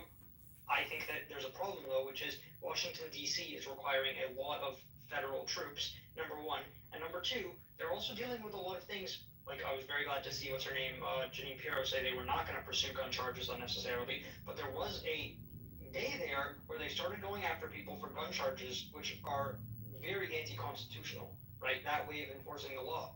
So actually, I like my solution better, because I'm forcing the local police to put pressure on the local executives and the local bureaucrats. Okay, I'm gonna let you finish that. I want to point everybody to the upward bubble. I want you to go see what I posted up there. This is the Chinese cyber warfare op that's going on about Gavin Newsom. He's a Chad sociopath white nationalist, is how they're pushing it out, like with the underwear modeling. Go look at this video up top. I DM'd it to some of you as well. I'm highly concerned because I'm monitoring everybody who shares the narrative and talks about it. And underwear, is he like advertising Fruit of the Loom or what? No, it's usually Calvin Klein. So why don't you look at it? It's in the upward bubble, and you'll see it's intentionally made and put out, and it's part of the cyber warfare campaign. It's all Calvin Klein. It's to compete with Donald Trump. It's pretty extensive how they're running it. And it's being run by very interesting people. So you'll start to see more of this stuff. I don't even know what to say. Wait, do we run a campaign of Gavin Newsom as an OnlyFans model? No, you don't understand. It's being run to grab the certain outliers that he's because Now we are is a Muslim Indian, right? So they're trying to get the people that are like the hollow white nationalists, kind of like the American Farm. Yeah, they're trying to get the woke right to vote for him, and I think they will get it. King, you have to tip it like they're trying to get momentum right into the chat, and then you just flip it, and you just flip it over the top of the mountain, and the fact that to get the going down the other side, where you go, he's just really a sexualized candidate, he's really just internet hole. Nobody cares. No, that narrative is not not going to win. That's not enough. That's not strong enough because it's going to look how it's comparison to Trump. That narrative is not going to win. The only way to dirty him up is by associating with Nazis, but nobody's going to care either because the people are always going to. You don't even understand how many layers to this there's going to be. I already can foresee it. I've been talking to people about it like early this morning, and oh my gosh, my DMs just on the Gavin Newsom cyber op is insane. And they're going to spend there's going to be hundreds of billions of dollars just spent by the Chinese to get him in. It's going to be unbelievable. He's going to win. I hear you, but I have one. I'm impressed. Wait, I have really quick on cyber. Just take that. They do interview, like a consent interview in adult films. So you take the consent interviews from a bunch of male gay porn, and you use AI to put him through the consent interview. You're talking about the entire LGBTQ community then voting for him, so he's going to get even more votes. I guess him anyway. That doesn't matter. No. It'll be fine.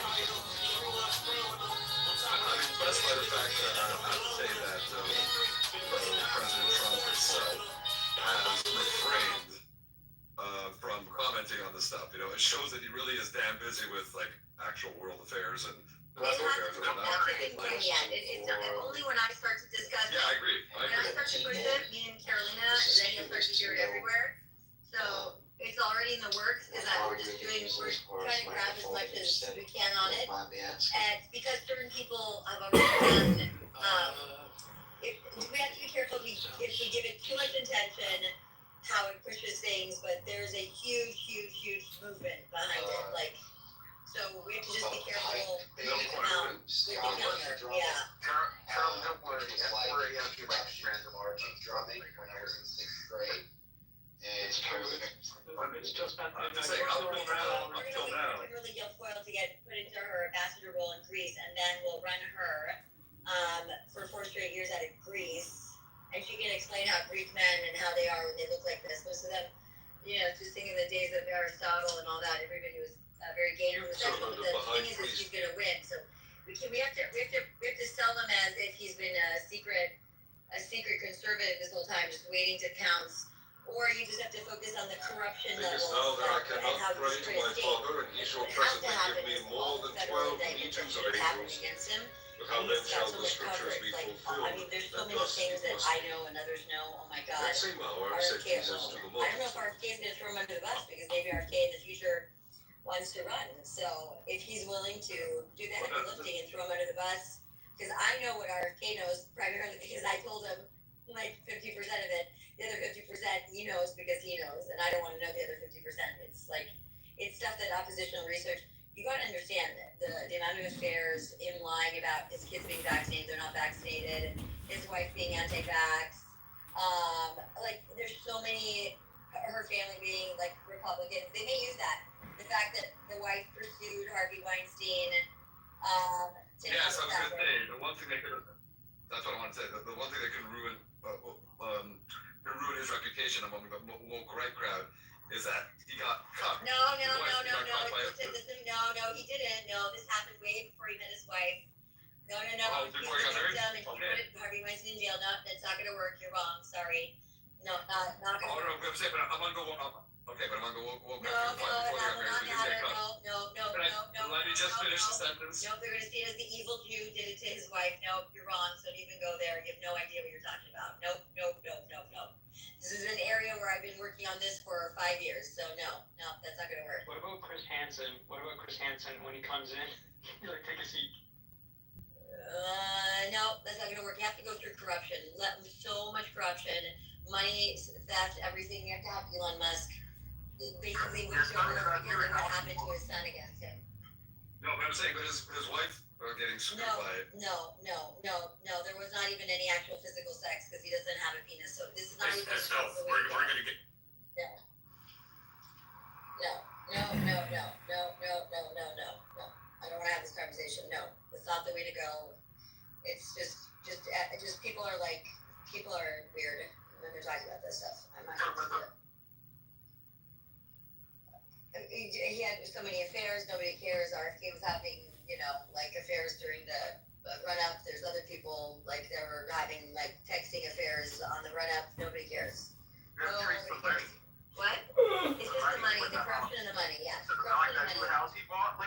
Yeah, with the Pritzkers, the $9 million and the corruption inside of California, and what he's done to the state, and all the truths about him getting vaccine injured severely and being hospitalized and going to Mexico to Joe Rogan's place to get stem cell therapy. All that's open source. Like nothing is hidden here. Like they crashed Gavin Newsom's. They crashed RFK Jr.'s website on the day that they came out with the story of Gavin Newsom being hospitalized in San Francisco because he got Guillain-Barré syndrome from the vaccine. I mean, like, there's so many things. These are all public. This is like, I've talked about this for since I've been on Twitter. But there's so much more corruption at a level that's unprecedented embezzlement and corruption. And that's when you need the billionaires out of Silicon Valley. How about the bank?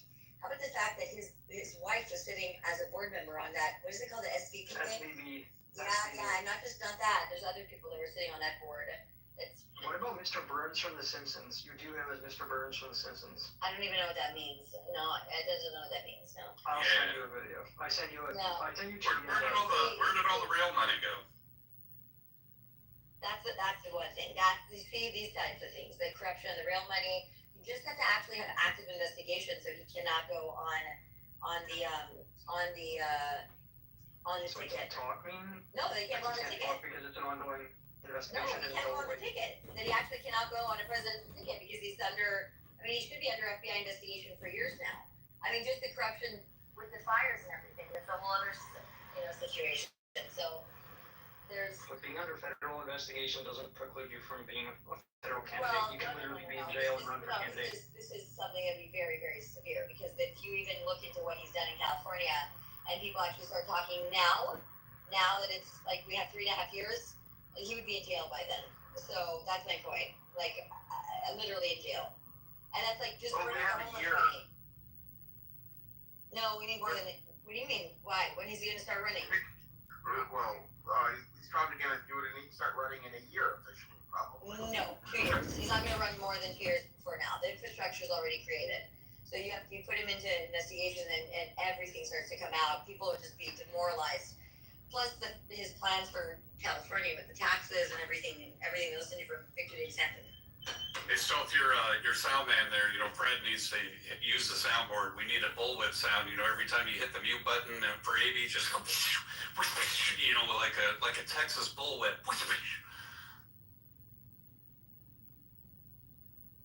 I don't want to ruin the recording of his babe. We haven't talked or said anything crazy yet, so. Really? Yeah, really. Yeah. Wow. Not a challenge. Remember when? I think you like.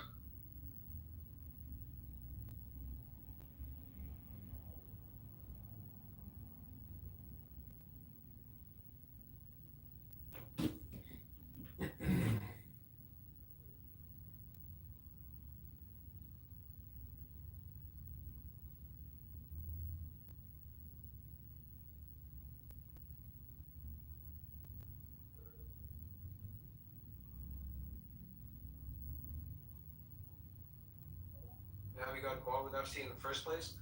Some people don't really understand the connection and why. I believe that it was orchestrated from the top. The Israeli cause that was very near and dear to Wexner's heart, and so dealing with Epstein was almost like an obligation. John, you modified your profile title. So did you hear my presentation on Wexner? No, I just got here. You missed out, man. It was pretty good. You can see how Les Wexner was essentially the sugar daddy for both Howard Lutnick, who's currently Trump's right-hand man, and also for, of course, Jeffrey Epstein, and how he made his money with his mob connections as well, and how when he was close to getting caught or getting exposed with his mob ties in '85, they organized a hit of his lawyer, of all people, Arthur Shapiro, who's about to testify before a grand jury, because I guess that's just how the justice system works. If the wrong guy's going to get caught, then they'll make sure the witness gets taken care of.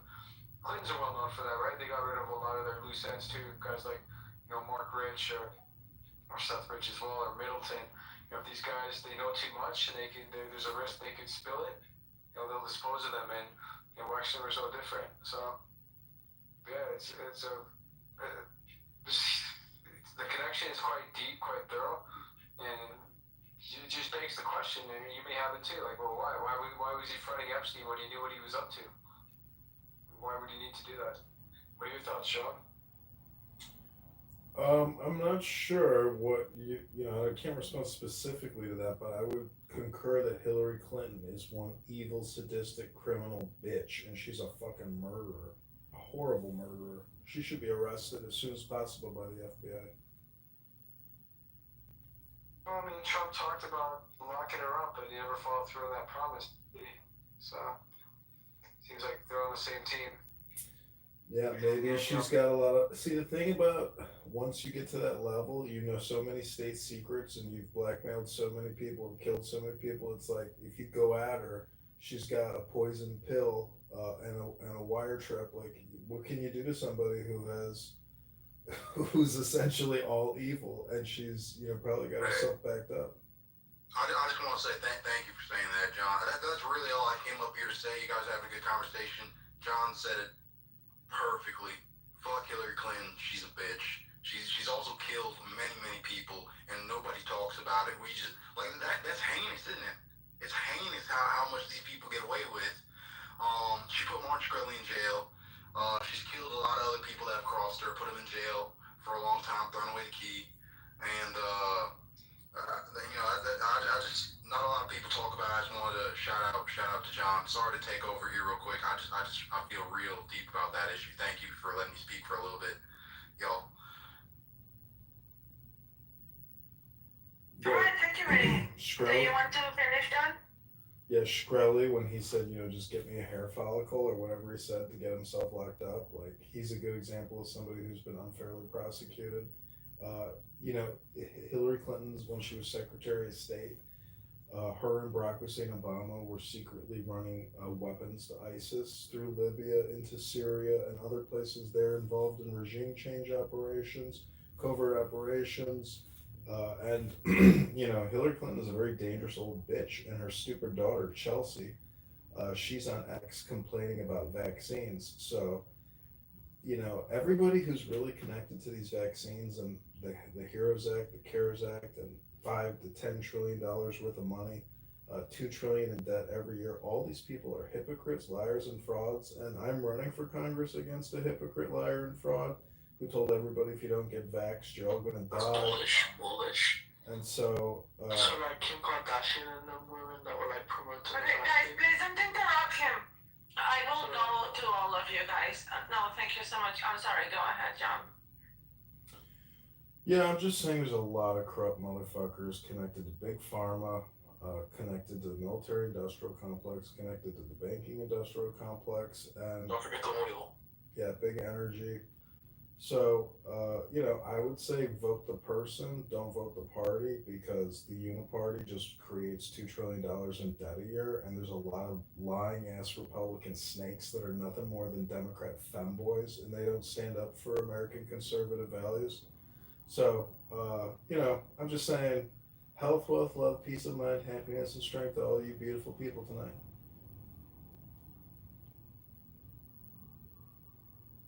All right, thank you so much, John. Go ahead, Miri. Wait, was it Miri? I cannot see hands already. No, that's perfect. Yeah. Thank you. Oh, sorry, Minnie.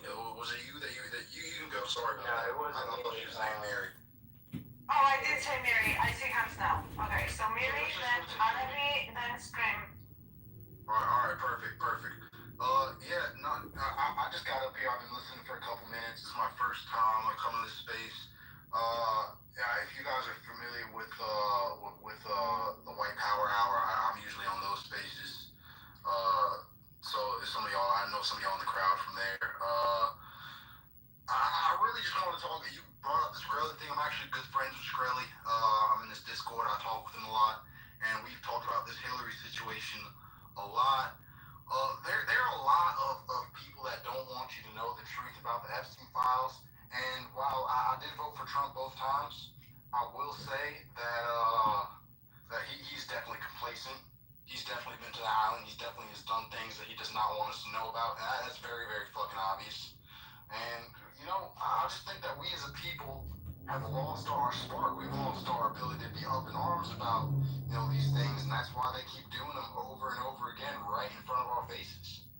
And I don't stop me if you think I'm wrong, but I think that the only way that we turn this country around is forgetting about all these government schemes, forgetting about all these government scams, and getting away from it. And that's why I'm invested in crypto. I own property overseas that the government cannot take from me. Everybody that's in power currently is they're Jewish scammers. They're all in league with Israel, or they're all in league with Gaza, one or the other, right? The major world powers that control everything, that are fighting for dominance. Their money is overseas. Wait, but Mary, let me just double check that I have the right account. Yeah, I'm just wondering, I've seen it multiple times in the week. Wait, let me make sure I'm the right person before I touch it. Let me double check. Who's talking? Wait, hold on. I don't know how to say your name, but let me finish and then. Follows me up on these stages. No, because I'm just. Okay, but yeah, don't interrupt him though, please. Thank you. This chick, this woman, not to disrespect women, I actually have a lot of respect for most women. She's a liberal. She follows me on these stages. She pretended to support the cause. She pretended to be not woke but awakened to the truths of the world. To say, I don't know how deep we go in this space, so I don't want to say too much, but she's definitely one of the enemies, and I'll leave it at that. She's fast for all that. Let's not make it a drama space though. Like, No, I'm saying I've seen you in the We Love Zionist spaces like 3 times a week. But now you're up here talking badly about Jews, but you are in the. Did we get her wrong? She's. No, I'm not gonna drop anyone because you say so many. This is not gonna be a drama space though. She's here to spread rumors. I'll finish my point. Sorry about that. I just think that the main problem that we have is blacks in America, right? It's not a problem because of the blacks. It's a problem because they use them as a distraction. Right. So you think the problem is blacks, not Jews? That's insane. No, not at all. As a distraction. If you come to the spaces that I usually run, we talk about how the blacks are a distraction planted by the Jews to get us to fight amongst each other rather than to address the main cause, which is how they're controlling the markets. They control how the money moves. They control when you and your daughter get sick every week and need to go to the hospital, right? They're the ones that are driving these insurance fees. It gets very deep, and I don't want to take this whole space to get into it, but there's a very deep rabbit hole, and the Epstein files is just the tip of the iceberg. It's another one of those distractions, and we can't even call them distractions anymore because all these quote unquote distractions are really tragedies and heinous acts that these people are perpetrating in order to take our minds off of the bigger picture, which is the fact that there's a group of people, the Jews. I'm not gonna sugarcoat it. There's a group of people that are laundering all the money in the United States, and all of the United States isn't even the power of the world. I'll start there. The United States is a shell of its former self, and it hasn't been what we think it is since fucking 1776. So. That's the thing. I think that the Epstein file, we're having this talk, we're having this space, but we got to keep going back to the meat of the issue, which is the Jews are behind all of this, right? And I think everybody on this stage agrees with me. So please don't forget where we're at. Trump is a Jew. Epstein was a Jew. You got to understand what is all this coming from? It always goes back to the root. So what's the root cause? How do we fix it? We go back to the root. And not enough people are up in arms. Thank you, Minnie, for throwing up those hearts. Not enough people are up in arms about what's actually happening and what we actually need to do to solve this thing. That's the issue. That's the real issue. You guys need to stop voting fucking idiots into power. And I'm part of the problem. I voted for Trump. I didn't do my research and look into his history. He's a pedophile. He's touching kids. I haven't put them. Alright, thank you. I need to log into my laptop, into my desktop, and then set them live. All of them are on private or enlisted at the moment. I'll do it one day this week. Oh, we can go into that. We can definitely go into that. I do it like once every It's good to meet you. I'm dropping you follow here. couple weeks because I got a lot of phones and it takes me hours to make them all public. All these people are complicit. It's all a show. All the information they're putting out to you is all orchestrated in a way to make us have these conversations that don't actually matter, right? At the end of the day, none of these people are gonna get prosecuted. None of these people are gonna go to jail except maybe one or two fall guys, and the Jews are still gonna rule the world. I see a lot of thumbs down. There are a lot of Jewish agents up here. Don't let my message get lost. Don't let. I know these people, none of them are Jewish agents, especially like I'm literally Palestinian, and I never. Well, Palestine is a problem too. You guys are Actually not. You haven't had your hand up. No, I had my hand up before. Okay, guys, calm down. Okay.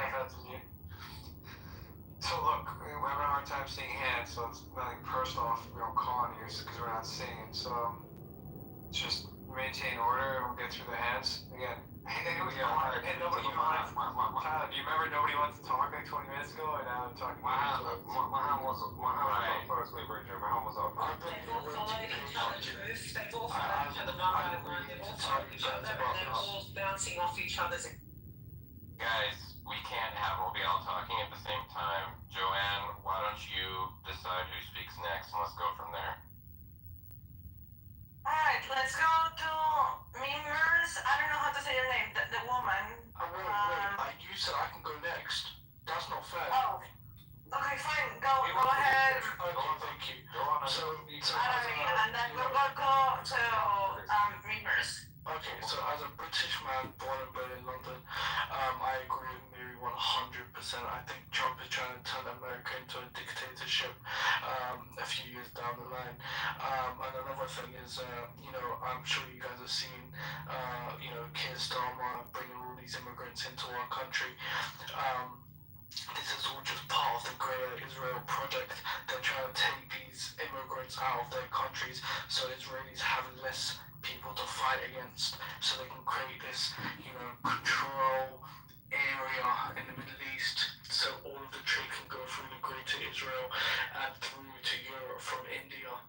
This is the big plan, guys. This is what Mary's talking about, and then all these politicians have been caught touching children so that they can't speak against it, and they know it's wrong, but they can't speak against it.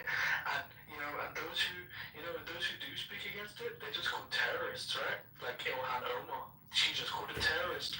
And there's just even if they're not being caught in the act, they're just bought and sold, and they should have no morals. She's a terrorist. Amazing. It's awesome. I love it. Oh, thanks, Ty. When she's sleeping, I'm just choking maze. I love it. Yeah, already. Hey, how's the little one, Danny? Good man. We're in California, Cutie pie. Oh my God, my cousin was over here with her kids. She's got the most, beautiful. Oh my God, this baby girl, all right? She is 14 months, and let me just tell you, she is just all over the place, and she's talking, she'll have a whole conversation with you. I don't understand, maybe, I don't know, you understand 10% of it, but it just that, I think yours is similar to that age. If I'm not exactly sure. Yeah, God, those moments. He holds his feet up, and he goes, sniffing, meaning he wants you to, sniff his feet and then tell him that they smell disgusting and they're gross, and then is going to take over. You told us that people had asked you before, and said that you were the most famous person on, ever. And you said, no, not me. And they said, well, who? You said, Jesus Christ. The man upstairs, right? It's true. And you know what? It's still true. It's always going to be true. Everybody knows it. and we can pray. Everybody, we need to pray, and we need to do it, and we need to do that, and we need to get all of the support out there, all the knowledge of what's going on. It's terrible. Yes, sir. Yes, sir. And we're gonna be, if two or more that are gathered agree in His name, it shall be done. And here we are, sir. Amen.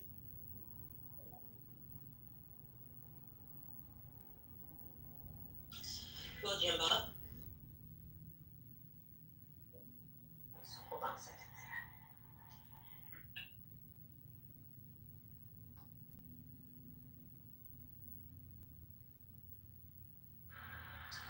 Hello, Miss Tammy. Hello, Shell. Hello, Jim Bob. Is it Richard? Everybody in here, because we're all here for the same reason. We love James and Tina, baby Luca, the whole family. We love them. And you said we could come up here and share something about James or whatever. And you know what? When I first heard him talking ever, I was new to X, and I couldn't tell you what he was talking about because I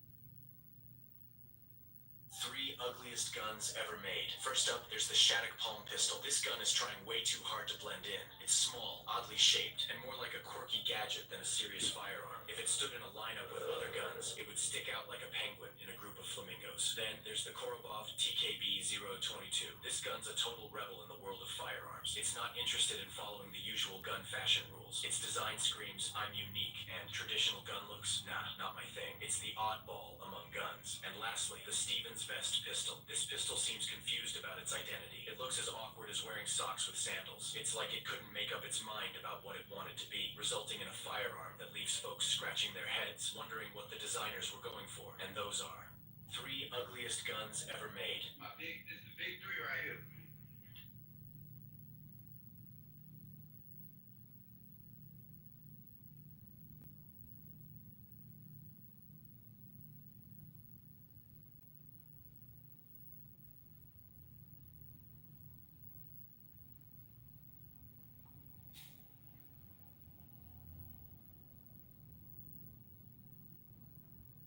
This little thing helped me more than my last therapy session. It's called the Candy, a lifelike plush toy designed and powered by AI.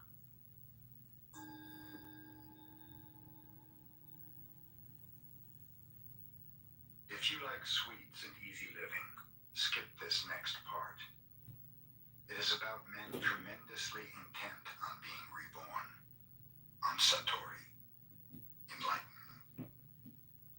It can happen to you. In a flashing moment, something opens.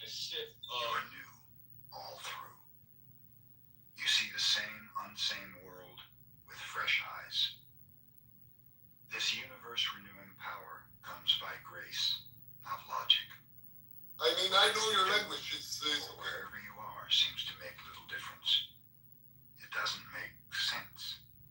It makes you. Zen has many classic texts, of which this next work is one. Mumon Kan, literally, no gate barrier, was recorded by the Chinese master Ikai, also called Mumon, who lived from 1183 to 1260. The work consists of narrated relationships between ancient Chinese teachers and their pupils, illustrating means employed to sublimate the dualistic, outgoing, generalizing, intellectualizing tendencies of students in order that they might realize their true nature. The problems or inner challenges with which the masters confronted their pupils came to be called koans, and each of the following stories is a koan in itself. The stories use slang freely to actualize the highest teaching, the seeing into one's being. Occasional instances of apparent violence might be better interpreted as vigor and earnestness. None of the stories make any pretense at logic. They are dealing with states of mind rather than words.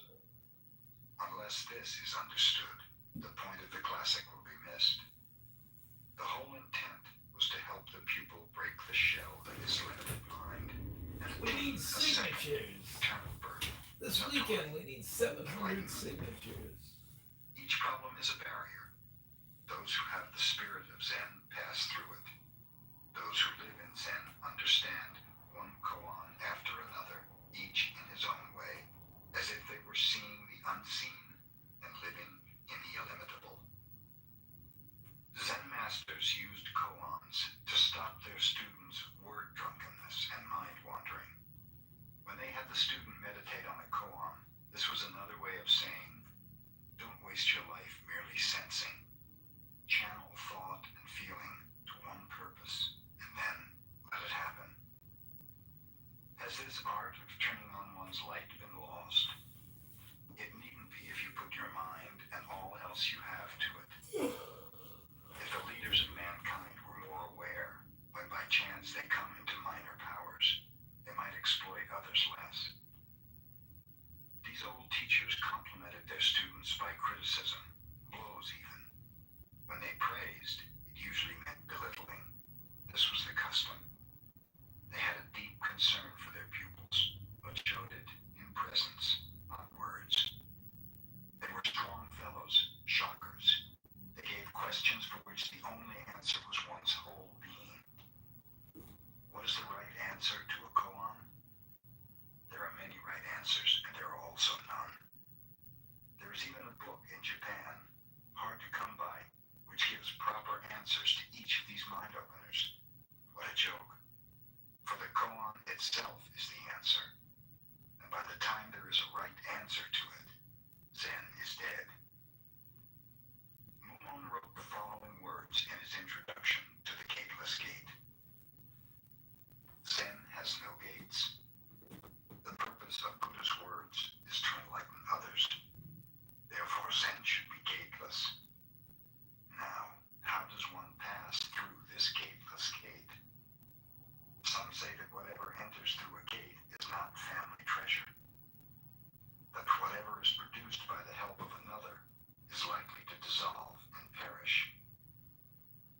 Even such words are like raising waves in a windless sea, or performing an operation upon a healthy body.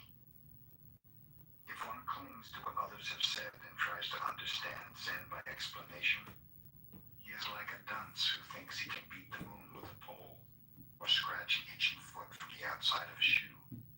It will be impossible after all.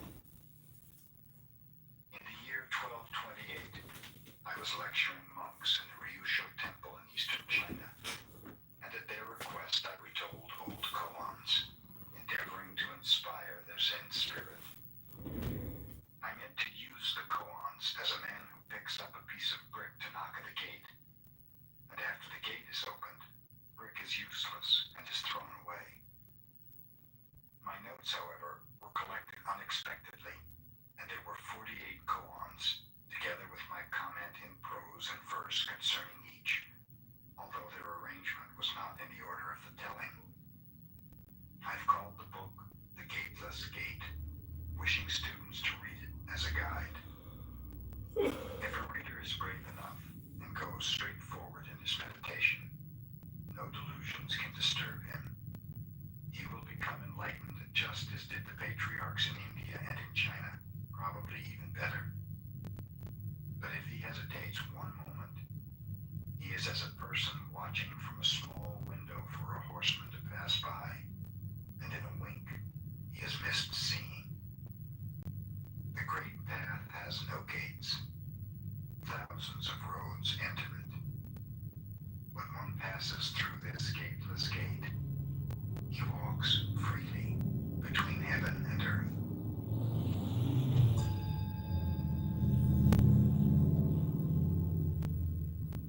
A monk asked Joshu, a Chinese Zen master, has a dog Buddha nature or not? Joshu answered, Moo.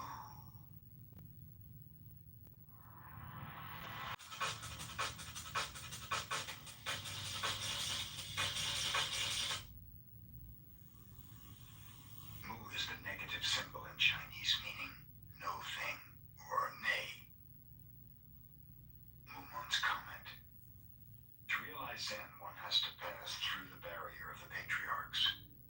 Enlightenment always comes after the road of thinking is blocked. If you do not pass the barrier of the patriarchs, or if your thinking road is not blocked, whatever you think, whatever you do, is like a tangling ghost. You may ask, what is a barrier of a patriarch? This one word, Mu, is it. This is the barrier of Zen. If you pass through it, you will see Joshu face to face. Then you can work hand in hand with the whole line of patriarchs. Is this not a pleasant thing to do? Take my breath If away. you want to pass this barrier, you must work through every bone in your body, through every pore of your skin filled with this question, what is Mu? And carry it day and night. Do not believe it is the common negative symbol meaning nothing. It is not nothingness, the opposite of existence. If you really want to pass this barrier, you should feel like drinking a hot iron ball that you can neither swallow nor spit out. Then your previous lesser knowledge disappears. As a fruit ripening in season, your subjectivity and objectivity naturally become one. It is like a dumb man who has had a dream. He knows about it, cannot tell it. When he enters this condition, his ego shell is crushed, and he can shake the heaven and move the earth. He is like a great warrior with a sharp sword. If a Buddha stands in his way, he will cut him down. If a patriarch offers him any obstacle, he will kill him, and he will be free in his way of birth and death. He can enter any world as if it were his own playground. I will tell you how to do this with this koan. Just concentrate your whole energy into this move, and do not allow any discontinuation. When you enter this move and there is no discontinuation, your attainment will be as a candle burning and illuminating the whole universe. Has a dog Buddha nature? This is the most serious question of all. If you say yes or no, you lose your own Buddha nature.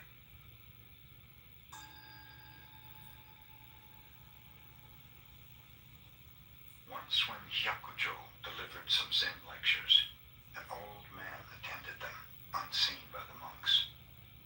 At the end of each talk, when the monks left, so did he. But one day he remained after they had gone, and Hyakujo asked him, "Who are you?"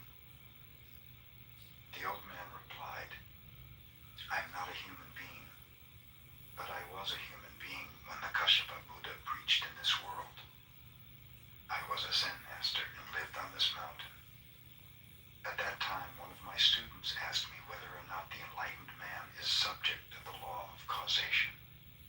I answered him, the enlightened man is not subject to the law of causation." For this answer evidencing a clinging to absoluteness, I became a fox for 500 rebirths, and I am still a fox. Will you save me from this condition with your Zen words and let me get out of a fox's body? Now may I ask you, is the enlightened man subject to the law of causation? Hyakujo said, the enlightened man is one with the law of causation. At the words of Hyakujo, the old man was enlightened.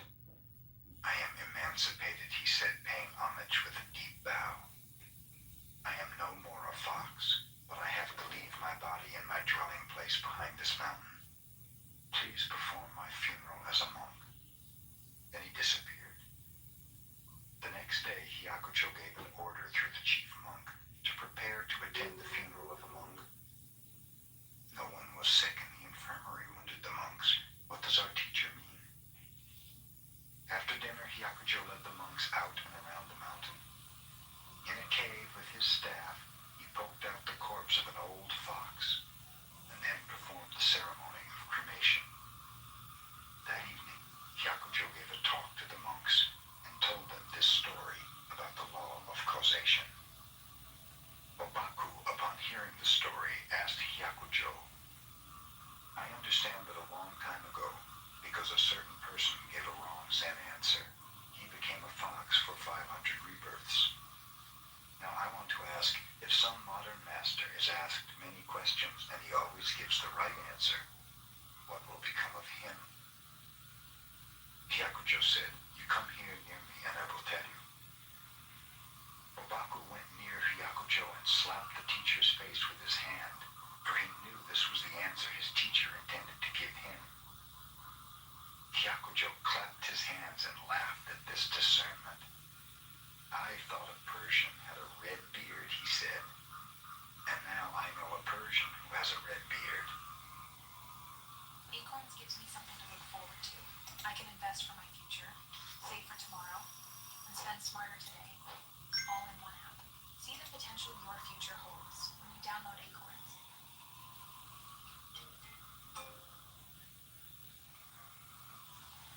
Mumon's comment. The enlightened man is not subject. How can this answer make the monk a fox? The enlightened man is one with the law of causation. How can this answer make the fox emancipated? To understand this clearly, one has to have just one eye. Controlled or not controlled. The same dice shows two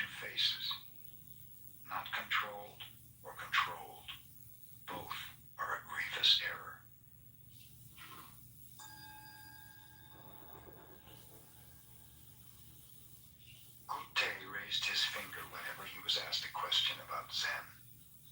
A boy attendant began to imitate him in this way. When anyone asked the boy what his master had preached about, the boy would raise his finger. Gute heard about the boy's mischief. He seized him and cut off his finger. The boy cried and ran away. Gute called and stopped him. When the boy turned his head to Gute, Gute raised up his own finger. In that instant, the boy was enlightened. When Gute was about to pass from this world, he gathered his monks around him. I attained my finger, Zen, he said, from my teacher, Tenryu, and in my whole life, I could not exhaust it. Then he passed away. Mumon's comment.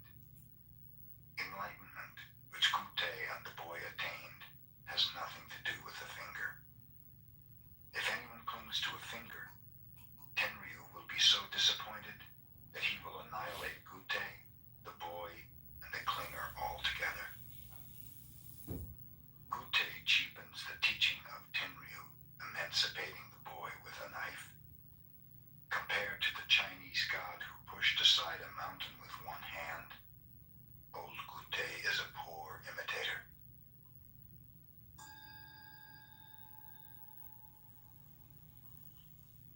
Kyogen said, Zen is like a man hanging in a tree by his teeth over a precipice.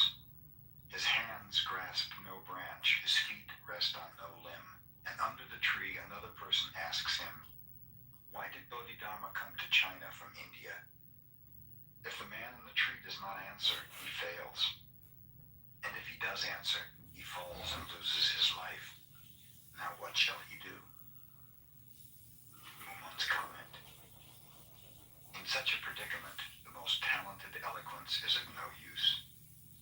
If you have memorized all the sutras, you cannot use them. When you can give the right answer, even though your past road was one of death, you open up a new road of life. But if you cannot answer, you should live ages hence and ask the future Buddha Maitreya. Kyogen is truly a fool, spreading that ego-killing poison that closes his pupils' mouths and lets their tears stream from their dead eyes.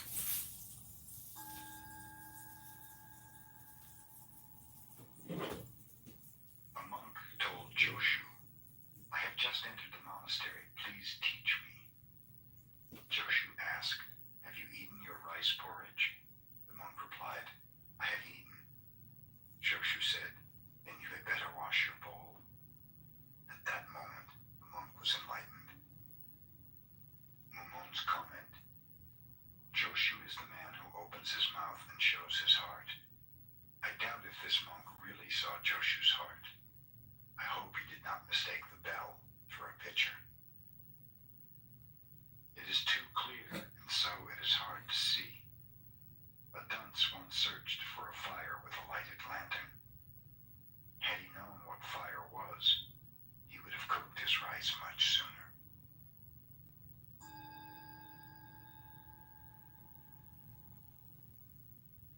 Getsuan said to his students, Keichu, the first wheel maker of China, made 2 wheels of 50 spokes each.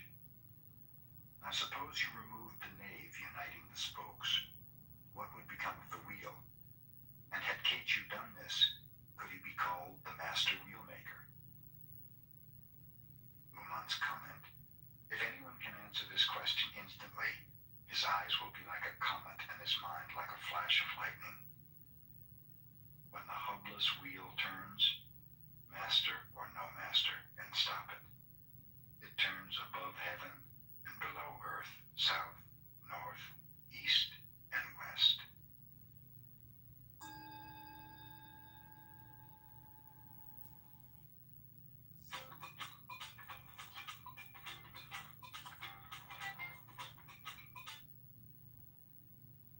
A monk asked Seijo, I understand that a Buddha who lived before recorded history sat in meditation for 10 cycles of existence and could not realize the highest truth, and so could not become fully emancipated. Why was this so? Seijo replied,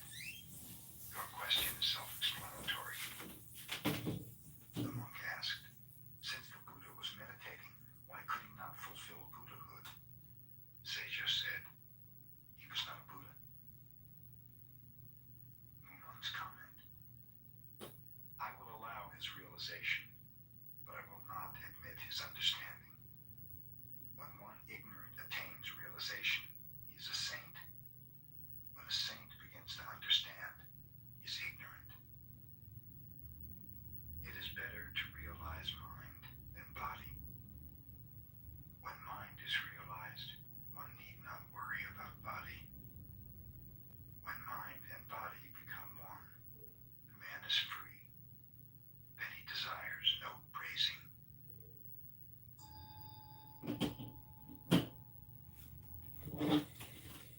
Joshua went to a place where a monk had retired to meditate and asked him, "What is what?"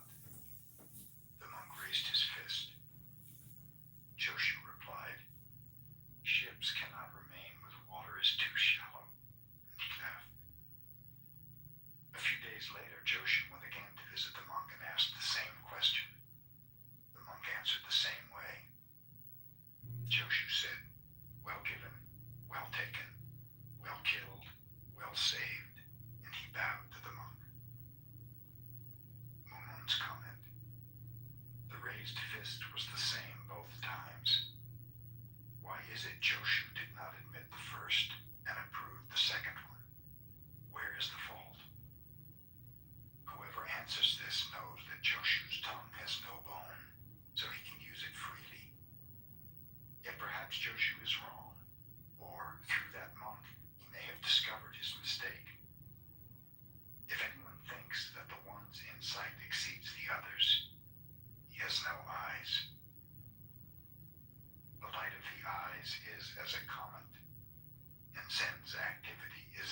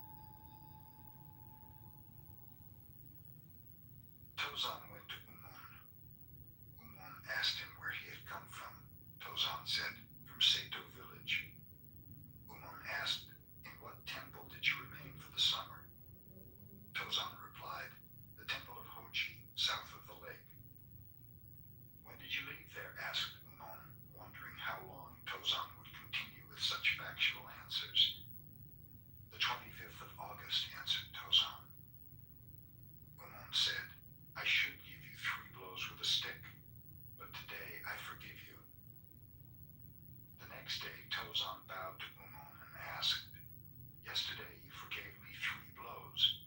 I do not know why you thought me wrong." Umon, rebuking Tozan's spiritless responses, said, "You are good for nothing. You simply wander from one monastery to another."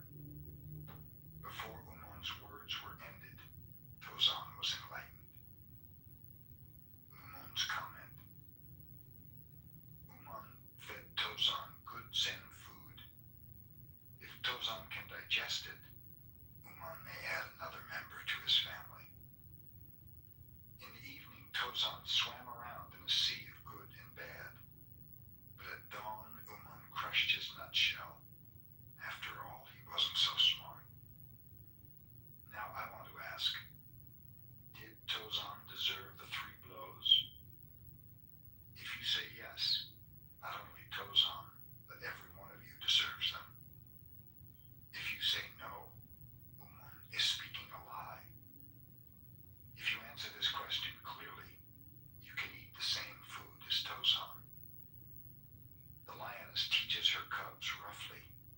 The cubs jump and she knocks them down.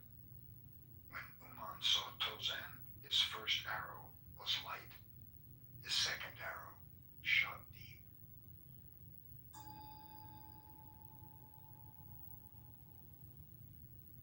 Umon asked, "The world is such a wide world. Why do you answer a bell and don ceremonial robes?" Umon's comment. When one studies Zen, one need not follow sound or color or form. Even though some have attained insight when hearing a voice, seeing a color or a form, this is a very common way. It is not true Zen. The real Zen student controls sound, color, form, and actualizes the truth in his everyday life. Sound comes to the ear goes to sound. When you blot out sound and sense, what do you understand? While listening with ears, one never can understand. To understand intimately, one should see sound. When you understand, you belong to the family. When you do not understand, you are a stranger. Those who do not understand belong to the family. And when they understand, they are strangers.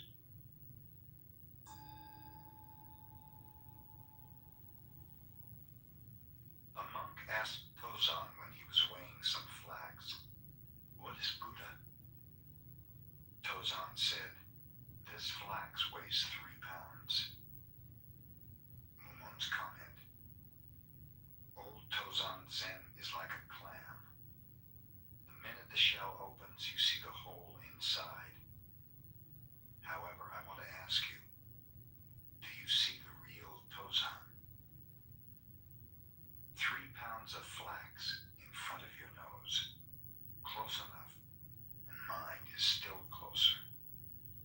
Whoever talks about affirmation and negation lives in the right and wrong region.